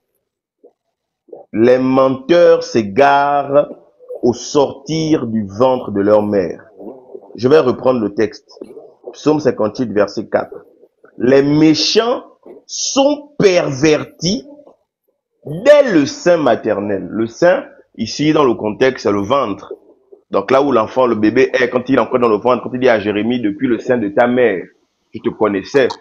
Et ici, il est clairement dit que le méchant est perverti depuis le sein de sa mère. C'est un prophète de l'Écriture qui rend ce témoignage-là. Que le méchant, le mauvais, sa perversion, sa nature corrompue, elle existe en lui quand il est encore dans le ventre de sa mère. Voici le témoignage de l'Écriture. D'accord? Maintenant, je voulais donner d'abord ce verset-là pour établir en réalité le point de départ de mon argumentation. Donc maintenant, pour poursuivre, il faut d'abord comprendre quelque chose. C'est que lorsque vous lisez le livre de la Genèse, lorsqu'on parle de la création du monde, et de l'homme, on dit ceci dans l'Écriture, on dit que Dieu fit l'homme à son image et selon sa ressemblance, dans le livre de la Genèse. Et lorsque vous lisez la suite, on voit que Dieu a donné une loi à Adam. Adam est dans le péché. Ils ont été chassés du jardin et ils ont connu la mort. Et à compter de ce moment, on se rend compte que lorsque Adam va faire son fils, le langage va changer. L'Écriture ne dira plus de l'homme qu'il est à l'image et à la ressemblance de Dieu, mais plutôt quoi? Et on va le lire dans Genèse chapitre 5. Donc on parle de la création avant la chute, avant le péché, avant la transgression, avant la séparation d'avec Dieu. Et l'Écriture rend le témoignage que l'homme, Adam, sans péché, est à l'image et à la ressemblance de Dieu. Et après la transgression, regardez le témoignage que rend l'Écriture. Verset 5. Non, c'est pas Genèse 5. C'est Genèse chapitre 5, verset 3. Adam, âgé de 130 ans, engendra un fils à sa ressemblance, selon son image, et il lui donna le nom de Seth. Donc l'Écriture nous fait comprendre que après la chute, l'humanité qui sort d'Adam n'est plus à l'image et à la ressemblance de Dieu, mais elle est désormais à l'image et à la ressemblance d'Adam. Or, on connaît quel était l'état d'Adam après la chute. On connaît quel était son état après la transgression. Le péché était en lui, la désobéissance était en lui, la rébellion était en lui, la corruption était en lui. Or, l'Écriture nous fait comprendre que après la chute, l'être qui sort d'Adam, l'Écriture rend un témoignage que cet être-là, Seth, était à l'image et à la ressemblance d'Adam. Et ce n'est pas seulement Seth qui est sorti d'Adam. Que dit l'Écriture dans Actes chapitre 17? Regardez ce que Paul va dans une de ses prédications, va nous révéler. Dans Actes chapitre 17, à partir du verset 26, il dit ceci. Il a fait que tous les hommes, sortis d'un seul sang, habitassent sur toute la surface de la terre, ayant déterminé la durée des temps et les bornes de leur demeure. Donc, il dit que l'humanité, dont le monde entier est sorti d'Adam, un seul sang, Adam, de la même manière que Seth est sorti d'Adam. Or, l'Écriture a rendu le témoignage que Seth qui est sorti d'Adam, on est d'accord, l'Écriture rend le témoignage qu'il était à l'image et à la ressemblance d'Adam, et non plus à l'image et à la ressemblance de Dieu. Or, nous tous, nous sortons de cet homme-là. Nous sommes tous sortis de lui. Donc, le jour où nous naissons, où nous venons au monde, nous ne sommes pas à l'image de Dieu et selon sa ressemblance. Non, nous sommes à l'image et à la ressemblance d'Adam. C'est la raison pour laquelle il a lu d'ailleurs lui-même ces versets-là. C'est pourquoi à plusieurs occurrences dans le livre de Job, par exemple, les amis de Job posent la question que est-ce que d'un être impur, on peut tirer quelqu'un qui est pur? Et justement, l'Écriture rend le témoignage que ce n'est pas possible de tirer de quelqu'un qui est impur, quelqu'un qui est souillé, quelqu'un qui est pur, étant donné que l'Écriture nous rend le témoignage que tous ceux qui sortent d'Adam sont à son image et à sa ressemblance.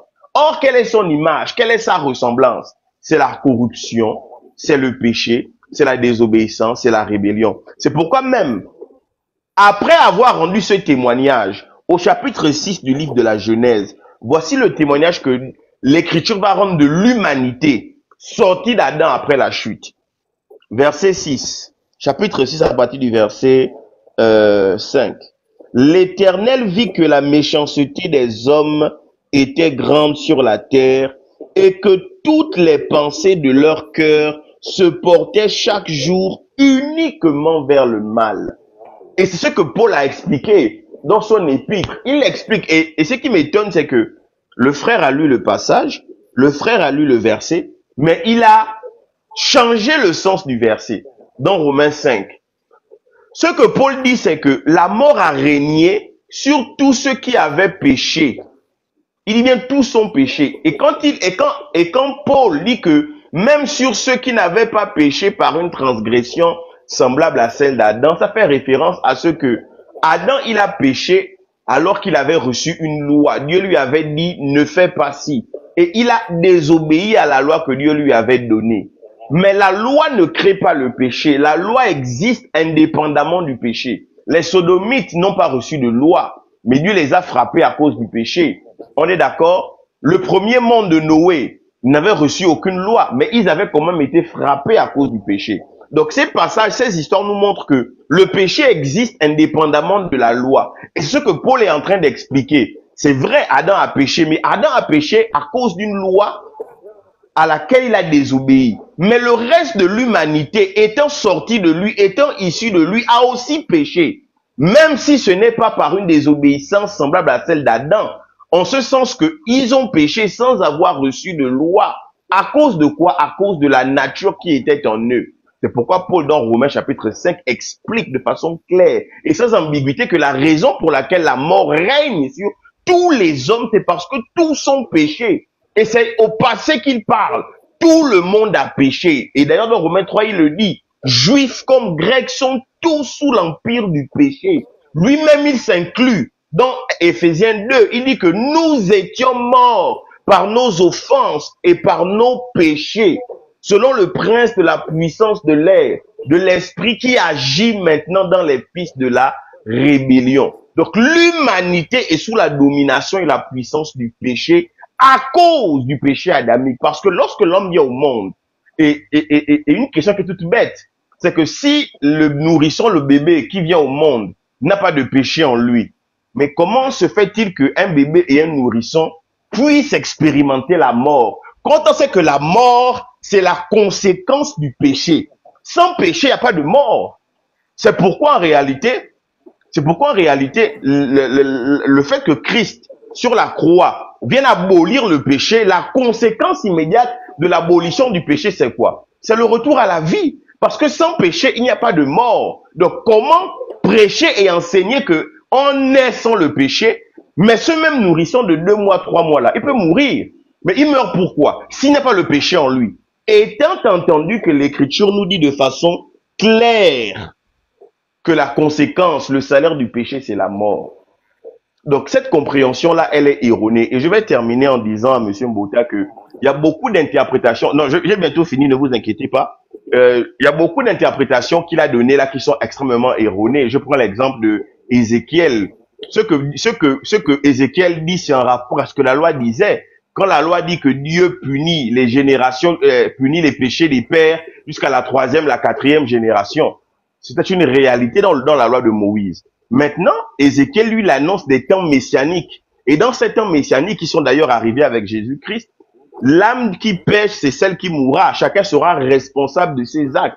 On est d'accord. Mais dans l'écriture, on voit comment Dieu punit les enfants des pécheurs. On a le cas avec Géasi, à qui Dieu dit que la lèpre qu'il a reçue va se répercuter sur ses enfants, génération après génération. On est d'accord? Et je vais terminer en disant ceci. L'être humain est corrompu depuis le sein maternel. Psaume 58, verset 4. Et cette corruption-là, c'est une nature dont nous sommes délivrés par l'œuvre de Christ à la croix. Et c'est d'ailleurs pourquoi on parle de rédemption, on parle de rachat. Le rachat, ça suppose que je suis esclave de quelque chose et on me délivre de mon maître. On est d'accord? De la même manière, l'humanité est esclave de la nature adamique, la nature que nous avons héritée d'Adam, qui nous rend esclaves du péché. Et on parle de rachat, c'est parce que nous sommes délivrés de cette nature dont nous étions esclaves, et nous sommes comment? Et nous devenons enfants de Dieu par le moyen de la régénération, par le moyen de la nouvelle naissance. On est d'accord? C'est la raison pour laquelle l'apôtre Pierre pouvait dire que Christ nous a rachetés de la vaine manière de vivre que nous avons hérité de nos pères. Donc, la nature adamique que nous avons, dont l'écriture parle, nous l'avons reçue de nos pères. C'est pourquoi l'enfant, quand il vient au monde, il a déjà en lui les germes de la corruption. Et c'est pourquoi il est nécessaire que cet enfant-là, on est d'accord, quand il grandisse, fasse l'expérience de la nouvelle naissance. Ça veut dire qu'il faut qu'il soit détaché de la nature adamique, qu'il passe du statut de fils d'Adam à celui de fils de Dieu. Voilà, donc je vais m'arrêter là. Merci beaucoup, frère Mexon. Nous vous avons écouté avec beaucoup d'attention. Je profite aussi d'interagir par rapport aux commentaires qui sont en bas. Et même ceux qui sont en bas, lorsque vous écoutez le frère qui réagisse dans le panel, si vous avez aussi un avis, vous pouvez le mettre. Si vous avez aussi une question, vous pouvez la poser en même temps et le frère peut être là, il peut répondre, tout comme je peux répondre à la question. Alors, donc déjà ici, frère Mexon, j'aimerais vous dire que vous avez fait un exposé comme si, même en reprenant par exemple le critique de Job, c'est comme si vous ne m'avez pas écouté, vous n'avez pas entendu lorsque j'ai fait la lecture de ces versets. Alors, en venant sur le premier point, vous avez dit que l'une des raisons selon vous qui prouve que les êtres humains naissent avec une nature adamique corrompue, et pour vous, le fait qu'on ait des êtres humains fait que nous puissions être des êtres qui soient corrompus dès la naissance. Et vous avez donné des versets que vous avez lus, le tout premier verset, je crois, vous avez parlé des méchants qui sont pervertis depuis le sein maternel. Et ce passage-là, on le trouve dans le psaume 58, le verset 4. Et parce que selon vous, toujours dans le but de prouver que les hommes naissent pécheurs, mais ne le deviennent pas, et vous avez évoqué ce passage qui dit, psaume 58, verset 4, « Les méchants sont pervertis dès le sein maternel, les menteurs s'égarent au sortir du ventre de leur mère. » Et selon vous, vous voyez dans ces versets dire que tous les êtres humains naissent méchants et menteurs. Ce qui fait qu'ils soient pervertis et égarés. Comment cela est-ce possible? Déjà dans ces passages ici, la Bible ne dit pas tous les êtres humains naissent méchants et sont pervertis dans le sein maternel. La Bible ne dit pas ça. La Bible ne parle pas des êtres humains. Mais la Bible utilise une expression précise. Les méchants sont pervertis dès le sein maternel. Les menteurs s'égarent au sortir du ventre de leur mère. Pervertis dès le sein maternel. Alors, par définition, déjà, si on voit ce que c'est le méchant. Le méchant est celui qui a un penchant pour faire le mal. Donc, nous sommes dans le domaine de l'action. Donc, c'est une personne qui a un penchant pour faire le mal. Et un être perverti, c'est le fait de changer en mal ou encore de pousser au mal ou encore de se corrompre. Détourner quelque chose de sa vraie nature ou de la normalité. Maintenant, le menteur, quant à lui, est celui qui fait des affirmations fausses en toute conscience, mais il les fait passer sous la licence ou déforme encore la vérité en vue de tromper son prochain. Vous voyez? Alors, lorsque nous regardons ces textes, est-ce que ce verset est-il une affirmation que tous les hommes naissent méchants et menteurs? Non, ce verset ne le dit pas. Mais ce verset parle des méchants, c'est David qui parle ici. Montre que les gens qui sont méchants comme ils sont pervertis dès le ventre maternel. Réalisons alors un verset suivi d'un autre qui fait partie du même psaume, parce que vous lisez juste le verset 4. Prenons le psaume 58 toujours, prenons le verset 9.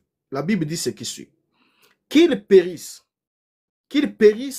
en fondant comme un limaçon, sans voir le soleil, comme l'avorton d'une femme. Remarquez, ici, la malédiction prononcée par David est que ces méchants périssent en se fondant comme un limaçon et qu'ils puissent périr sans voir le soleil, comme l'avorton d'une femme. Or, le verset 9 ici nous montre que ces méchants évoqués par David dans son psaume ne devraient pas voir le soleil et devraient finir comme l'avorton d'une femme. Qui est-ce un avorton? Lorsqu'on parle d'un avorton, c'est le fœtus sorti avant terme du ventre de la mère. C'est le fœtus sorti avant terme du ventre de la mère. Or, un fœtus sorti avant terme du ventre de la mère ne vit pas. Ne vit pas. Et cela sous-entend que personne ne peut naître méchant ou menteur. Parce que dans la prière de David, ici parlant des méchants qui sont pervertis depuis le sein maternel, il clôture au verset 9, il faut lire jusqu'au verset 9. Au verset 9, il dit bien qu'ils périssent en se fondant comme un limaçon, sans voir le soleil, comme l'avorton d'une femme.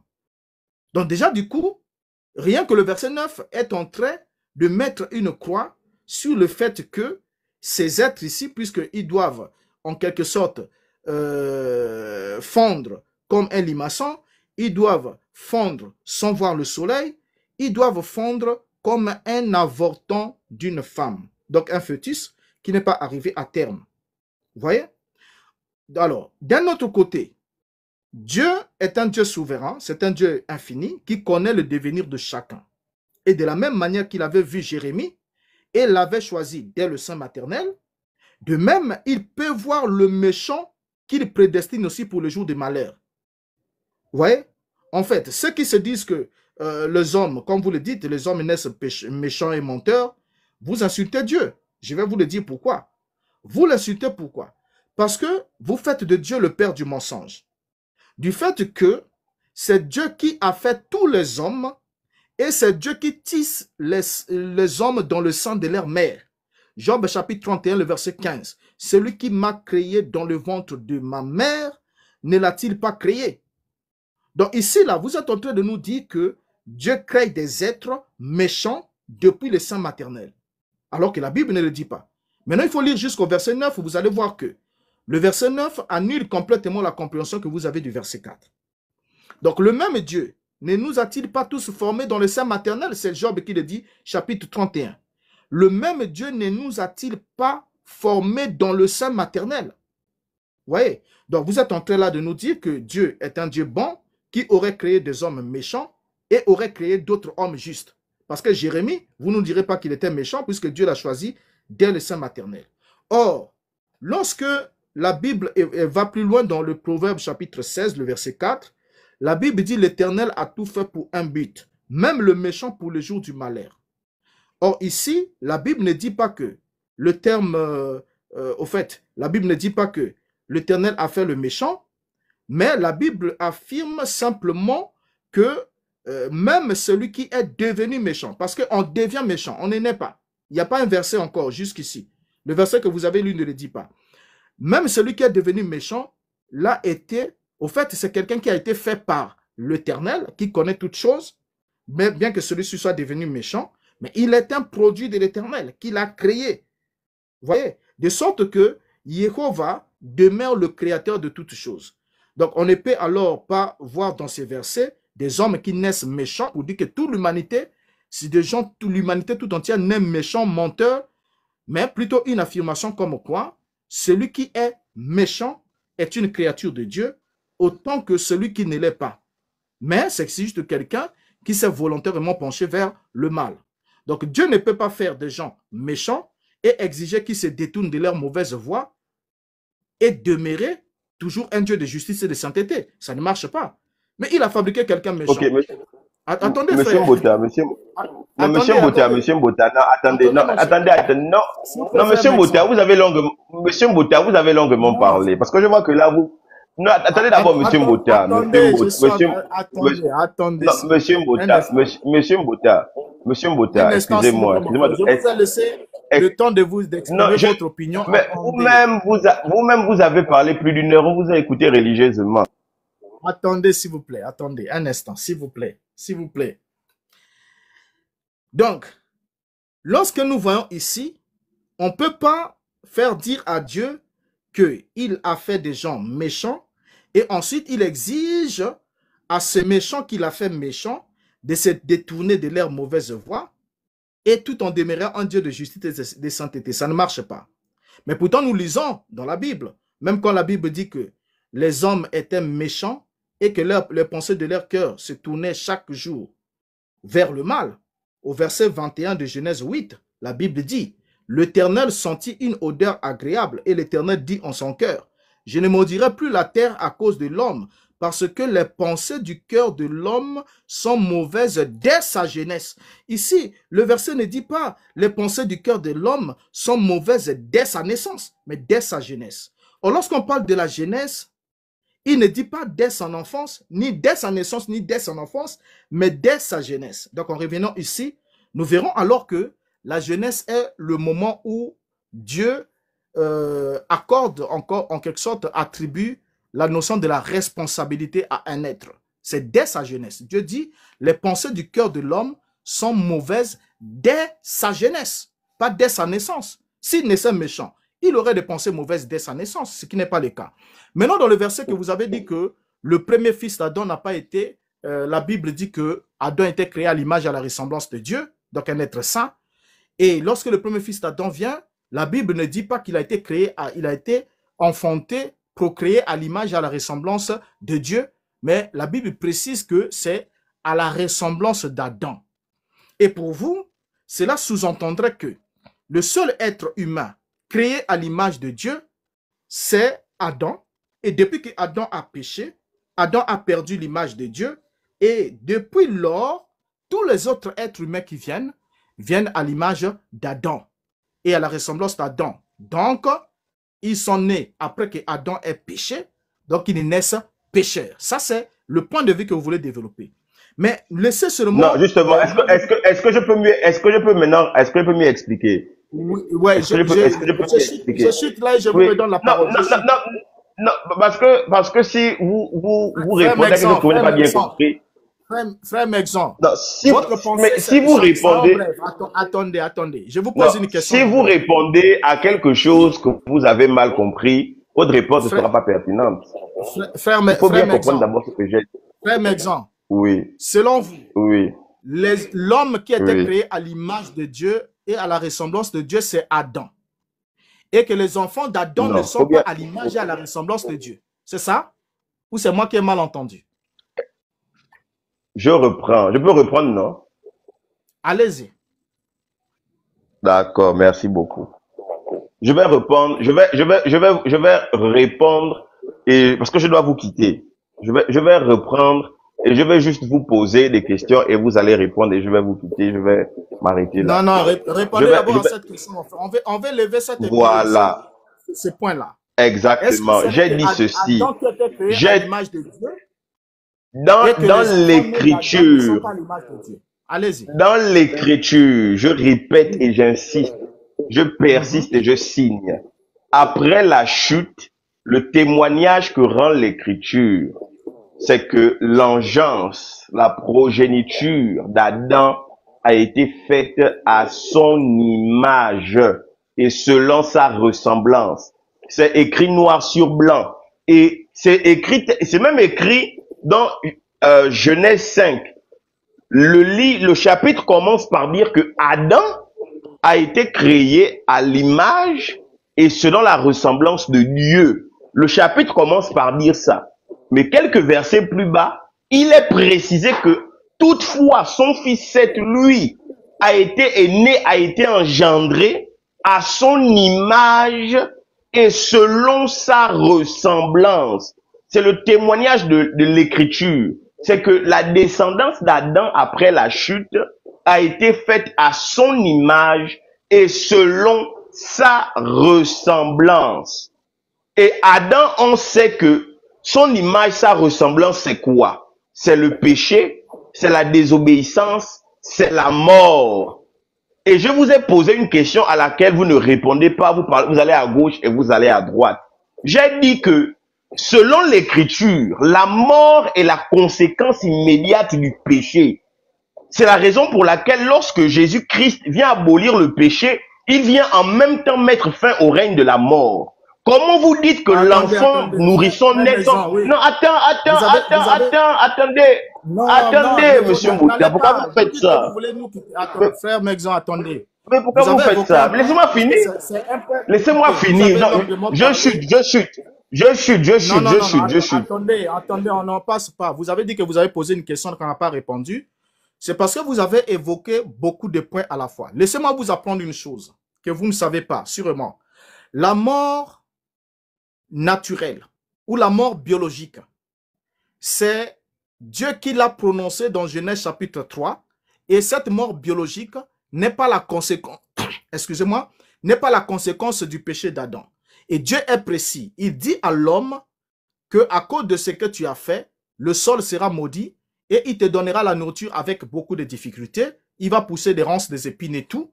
Et l'homme vivra par la sueur de son front. Il dit, tu en cultiveras, c'est avec peine que tu en tireras ta nourriture, jusqu'à ce que tu retournes à la poussière d'où tu as été pris. Donc, l'homme vit des éléments qui viennent de la terre. L'homme cultive et consomme ce qui provient d'une terre maudite. Étant donné que les éléments constitutifs de son corps proviennent de la terre qui a été maudite, la loi du retour à la terre n'est pas relative à un péché. C'est parce que l'environnement d'Adam a été changé. Dans le jardin d'Éden, avant qu'il pêche, Adam vivrait de tout ce que Dieu avait déjà pourvu pour lui. Toute nourriture était déjà pourvue. Mais lorsque Adam pêche, Dieu lui demande de cultiver la terre et de consommer le produit de sa culture. Et il lui signifie... Monsieur Bota, la mort physique... Attendez, je vais vous démontrer que la mort biologique n'est pas la conséquence directe du péché d'Adam. Parce que le jour que Adam a mangé de l'arbre interdit, Adam n'est pas mort aussitôt. Premier élément, Adam n'est pas mort.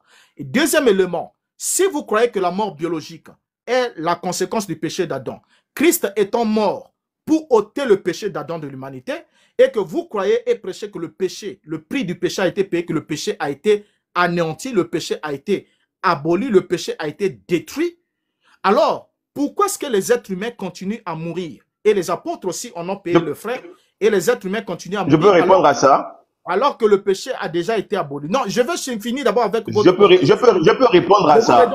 Je vous redonne la parole, mon frère Mexan. Mais non, lorsque vous regardez... Monsieur Bota, vous parlez beaucoup. Non, écoutez, frère Mexan. Lorsque vous regardez... Parce que vous avez dit beaucoup de choses qui sont fausses. Donc, il faudra qu'on vous regarde, sinon vous allez partir avec l'impression que vous avez dit quelque chose de consistant, alors que c'est faux. Quand vous avez affirmé ici que c'est sur base de l'Écriture, que l'Écriture précise que la descendance d'Adam n'était plus à l'image de Dieu. Parce qu'il y a un verset qui a dit que Adam, âgé de 900 quelques années, eut un fils à son image et eut un fils à sa ressemblance. Et selon vous, vous avez dit que le fait que la Bible ait précisé que Adam était créé à l'image de Dieu et il a enfanté un fils à sa ressemblance à lui alors qu'il était devenu un être transgresseur de la parole. Donc il avait une nature corrompue, il était pécheur. Donc à sa ressemblance, ça signifie que l'enfant là était né avec le péché. Mais l'enfant auquel on a précisé la ressemblance avec Adam n'était pas le premier enfant né d'Adam. Il y a eu Caïn qui était né. La précision n'a pas été faite. Abel était né. Cette précision n'a pas été faite. Donc ce n'est que le troisième enfant qui naît alors avec le péché d'Adam parce qu'on a parlé de la ressemblance. Maintenant, pour vous dire que cet argumentaire est faux, nous lisons Jacques. Parce que vous avez parlé par l'Écriture, on vous répond par l'Écriture. Quand nous lisons Jacques, Jacques rejette complètement cette affirmation. Jacques dit, Jacques chapitre 3, le verset 9, « Par elle, par la bouche, par elle, nous bénissons le Seigneur notre Père, et par elle, nous maudissons les hommes faits à l'image de Dieu. Donc, les hommes que Jacques parlait ici au pluriel, c'est pas Adam. Adam, c'est l'homme. C'est Adam qui est fait à l'image de Dieu selon vous. Et que la progéniture d'Adam n'est plus à l'image de Dieu. Et à l'image maintenant d'Adam parce qu'on a précisé que le troisième enfant d'Adam ressemblait à Adam. Mais c'est incroyable. C'est incroyable d'entendre ça. Moi, j'ai des enfants ici. Et je peux vous montrer quelques-uns de mes enfants. Vous allez voir que cet enfant me ressemble. Mais le fait qu'il me ressemble ne veut pas dire qu'il est né avec ma nature pécheresse ou bien mon péché, mes actes ou tout ça là. Mais les autres, maintenant, qui ne me ressemblent pas, sont nés alors sans péché. Alors, là où la précision n'a pas été faite pour Caïn et Abel, donc ces deux-là ne sont pas nés avec le péché, ce n'est que le troisième, comme on a parlé de la ressemblance, donc il n'est pas à l'image de Dieu. Mais pourtant, ici, Jacques vient dire que les hommes, nous maudissons les hommes faits à l'image de Dieu. Les hommes sont faits à l'image de Dieu. Je peux réagir, monsieur Mbota? Je peux réagir. Allez-y. Je peux réagir, voilà. Je vais commencer par la partie où vous dites que la mort biologique n'est pas la conséquence du péché. C'est une aberration. Parce que dans le jardin d'Éden, où Adam était avec Dieu, l'Écriture dit bien qu'il pouvait manger de tous les arbres du jardin, y compris l'arbre de la vie. On est d'accord? Pour qu'il soit immortel, il avait accès à cet arbre-là, il pouvait en manger et c'était même la volonté de Dieu qu'il en mange. C'est la raison pour laquelle après la transgression, Dieu va dire que l'homme est devenu comme l'un de nous en ce qui concerne la connaissance du bien et du mal. Empêchons-le maintenant de s'approcher de l'arbre de vie afin qu'il en mange et qu'il vive longtemps. Et c'est quand Dieu dit ça que Dieu lui dit maintenant que tu es poussière, tu vas retourner à la poussière. Donc là, oh là là, non, mon ami. Oui, attends. Ne m'interromps pas. Ne m'interromps pas. Laisse-moi finir. Oui, ok, je vais lire le passage. Le retour à la poussière a été bien signifié. Ça n'a rien à voir avec je vais lire le passage. On va lire l'écriture. On va lire l'écriture. On va d'abord commencer par dire que quand Dieu a établi Adam dans le jardin, il lui a dit, tu peux manger de tous les arbres. Et je vous rappelle que sur ce... Voilà. Y compris l'arbre de vie qui donne la vie éternelle. On est d'accord là-bas, non? Y compris l'arbre de vie qui donne la vie éternelle. On est d'accord. Maintenant, on va lire depuis le verset 10. On va lire depuis le verset 19. C'est à la sueur de ton visage que tu mangeras du pain, jusqu'à ce que tu retournes dans la terre, d'où tu as été pris, car tu es poussière et tu retourneras dans la poussière. Adam donna à sa femme le nom d'Ève. Laisse-moi terminer la lecture. Non. Reconnais d'abord, frère Nelson. Donna à sa femme le nom d'Ève. Car elle a... Non. Soyons honnêtes d'abord, frère, s'il te plaît. Reconnais d'abord que tu as voulu mentir parce que tu nous as dit ici. Est-ce que je peux finir la lecture? Attendez, tu nous as dit ici, tout le monde t'entend, que c'est quand Dieu a chassé Adam et Ève, il les a chassés hors du jardin. Je peux finir la lecture quand même. Tu ne parles pas comme ça, s'il te plaît. C'est quand Dieu a chassé Adam et Ève du jardin d'Éden. Non, mais là, vous m'interrompez. Non, vous m'interrompez. Non, vous devez d'abord reconnaître. Mais je veux dire l'écriture. Je ne retire pas parce que c'est écrit. Je ne retire. Mais laissez-moi finir le verset. Mais laissez-moi finir le verset. Alors, je vous ai fait descendre pourquoi, frère Mexon? Parce que vous ne voulez pas écouter. Ça, c'est une perturbation, un désordre. Vous avez affirmé ici, et c'est que moi j'ai déclaré être un mensonge parce que je sais que l'expulsion d'Adam et Ève du jardin d'Éden est faite dans la fin du chapitre 3. Alors que la condamnation, le verdict du retour à la terre est faite dans Genèse chapitre 3, le verset 19. Donc c'est depuis plus haut. Or, vous avez menti en disant que lorsqu'ils ont péché, Dieu a dit, voici, ils sont devenus comme l'un d'entre nous pour la connaissance du bien et du mal, empêchant-les de manger de l'arbre de vie, d'en manger de vivre éternellement. Et à la suite de cela, Dieu a dit maintenant à l'homme, tu es poussière, tu retournes à la poussière. Je vous ai dit, vous mentez.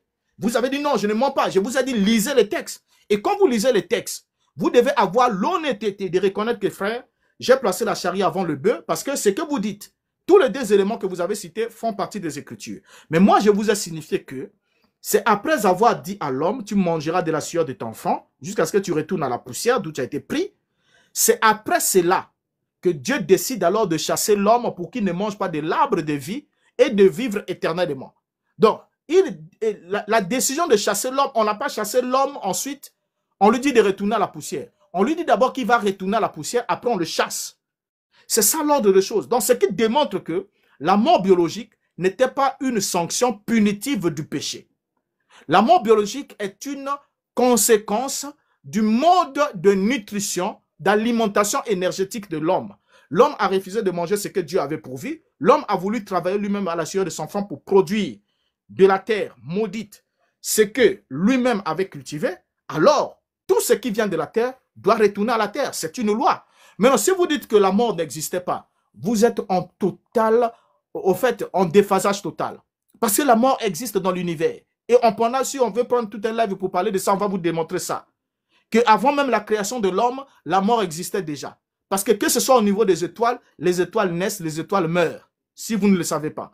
Que ce soit au niveau des poissons, au niveau de certaines créatures, il y a la mort dans la loi de la reproduction. Donc, il y a des espèces sur la terre, dans la création, qui ne se reproduisent qu'en passant par la mort de l'un des conjoints ou du géniteur. Alors, donc, c'est une loi. Donc, pour dire que la mort existait déjà, la cessation de la vie physique. Mais la mort évoquée dans Genèse 3, Genèse 2, 17, le jour que tu mangeras, tu mourras, ce n'était pas la mort biologique, sinon Adam mourait à l'instant même. C'était plutôt une image de la séparation d'avec Dieu, du retranchement avec la présence glorieuse de Dieu, qui devait permettre à l'homme de vivre dans l'environnement de l'Éden. Maintenant, quand il est retranché de la présence glorieuse de Dieu, il ne vit plus dans l'environnement de l'Éden, et qu'il doit cultiver la terre pour la survie de son corps. Tout ce qui vient de la terre retourne à la terre. C'est une loi que Dieu a établie. Donc, le bébé qui naît, même si le même jour de sa naissance, il meurt, c'est parce que les éléments constitutifs de son corps proviennent de la terre. La maman a ingéré la nourriture pendant les 9 mois. C'est cette nourriture qui a constitué le corps de ce bébé. Et donc, si Dieu a inscrit dans le jour, dans son livre, le nombre de jours de ce fœtus-là, il y en a que Dieu inscrit comme ça, il dit, bon, celui-là, il va dans le monde, c'est Dieu qui fabrique le corps dans le sein d'une femme, il dit, bon, celui-là va, mais il a 2 semaines de vie, ou bien il a 3 heures du temps, ou bien il a 30 minutes. C'est la décision de Dieu. C'est David qui le dit, si vous ne le croyez pas, dans le psaume, il dit, avant que je ne puisse, quand j'étais encore un corps informe, une masse informe, dans le sein de ma mère, tu m'avais connu. Et tu avais déjà inscrit dans ton livre le nombre de jours qui me sont alloués avant qu'aucun d'eux n'existe. Donc ça, c'est la souveraineté de Dieu. Donc ne venez pas nous dire que la conséquence du péché, c'est la mort biologique. Et comme le bébé aussi meurt biologiquement, ça témoigne qu'il y a le péché. Mais le poisson meurt. Le poisson n'a jamais péché. Les animaux meurent. Ils n'ont jamais péché. Et pourquoi est-ce qu'au temps de Noé, les animaux ont été détruits, mais les poissons ont été exceptés? Aucun poisson n'a péri par le déluge de Noé. Et les poissons ne sont jamais rentrés dans l'arche. Pourquoi? Donc le péché là n'a affecté que l'homme et les animaux qui n'ont pas aussi péché. Et ensuite, peut-être vous allez dire parce que le serpent était aussi inclus. Et à cause du serpent, toute l'espèce animale a été associée de la mort. Donc ça, c'est un faux enseignement. Et si moi, je vous ai fait descendre, si vous êtes d'accord pour remonter et être honnête, ce que j'ai toujours apprécié dans l'échange, quelle que soit la pertinence de vos propos, tous ceux qui me connaissent savent que je ne crains jamais les propos, les déclarations contradictoires de ceux qui veulent qu'on... Mais j'aime qu'on soit logique. La logique, c'est laquelle? Qu'on soit honnête avec nous-mêmes. Donc, on ne peut pas dire qu'on prétend soutenir la parole et ensuite, c'est cette même parole qu'on bafoue. Non, non, non, non. Si je vous ai fait descendre, c'est parce que j'ai dit que vous mentez dans le sens que vous avez voulu soutenir que la mort biologique est la conséquence du péché d'Adam. Je vous ai dit que c'est faux parce que si c'en était le cas, alors, depuis que Christ a payé le prix du péché, et que le sacrifice étant agréé, les êtres humains ou ou peut-être les croyants ne devaient plus connaître la mort biologique. Si nous mourons tous, Christ lui-même est mort, les apôtres sont tous morts, c'est parce qu'il y a une loi du retour à la terre. Tout ce qui vient de la terre doit retourner à la terre.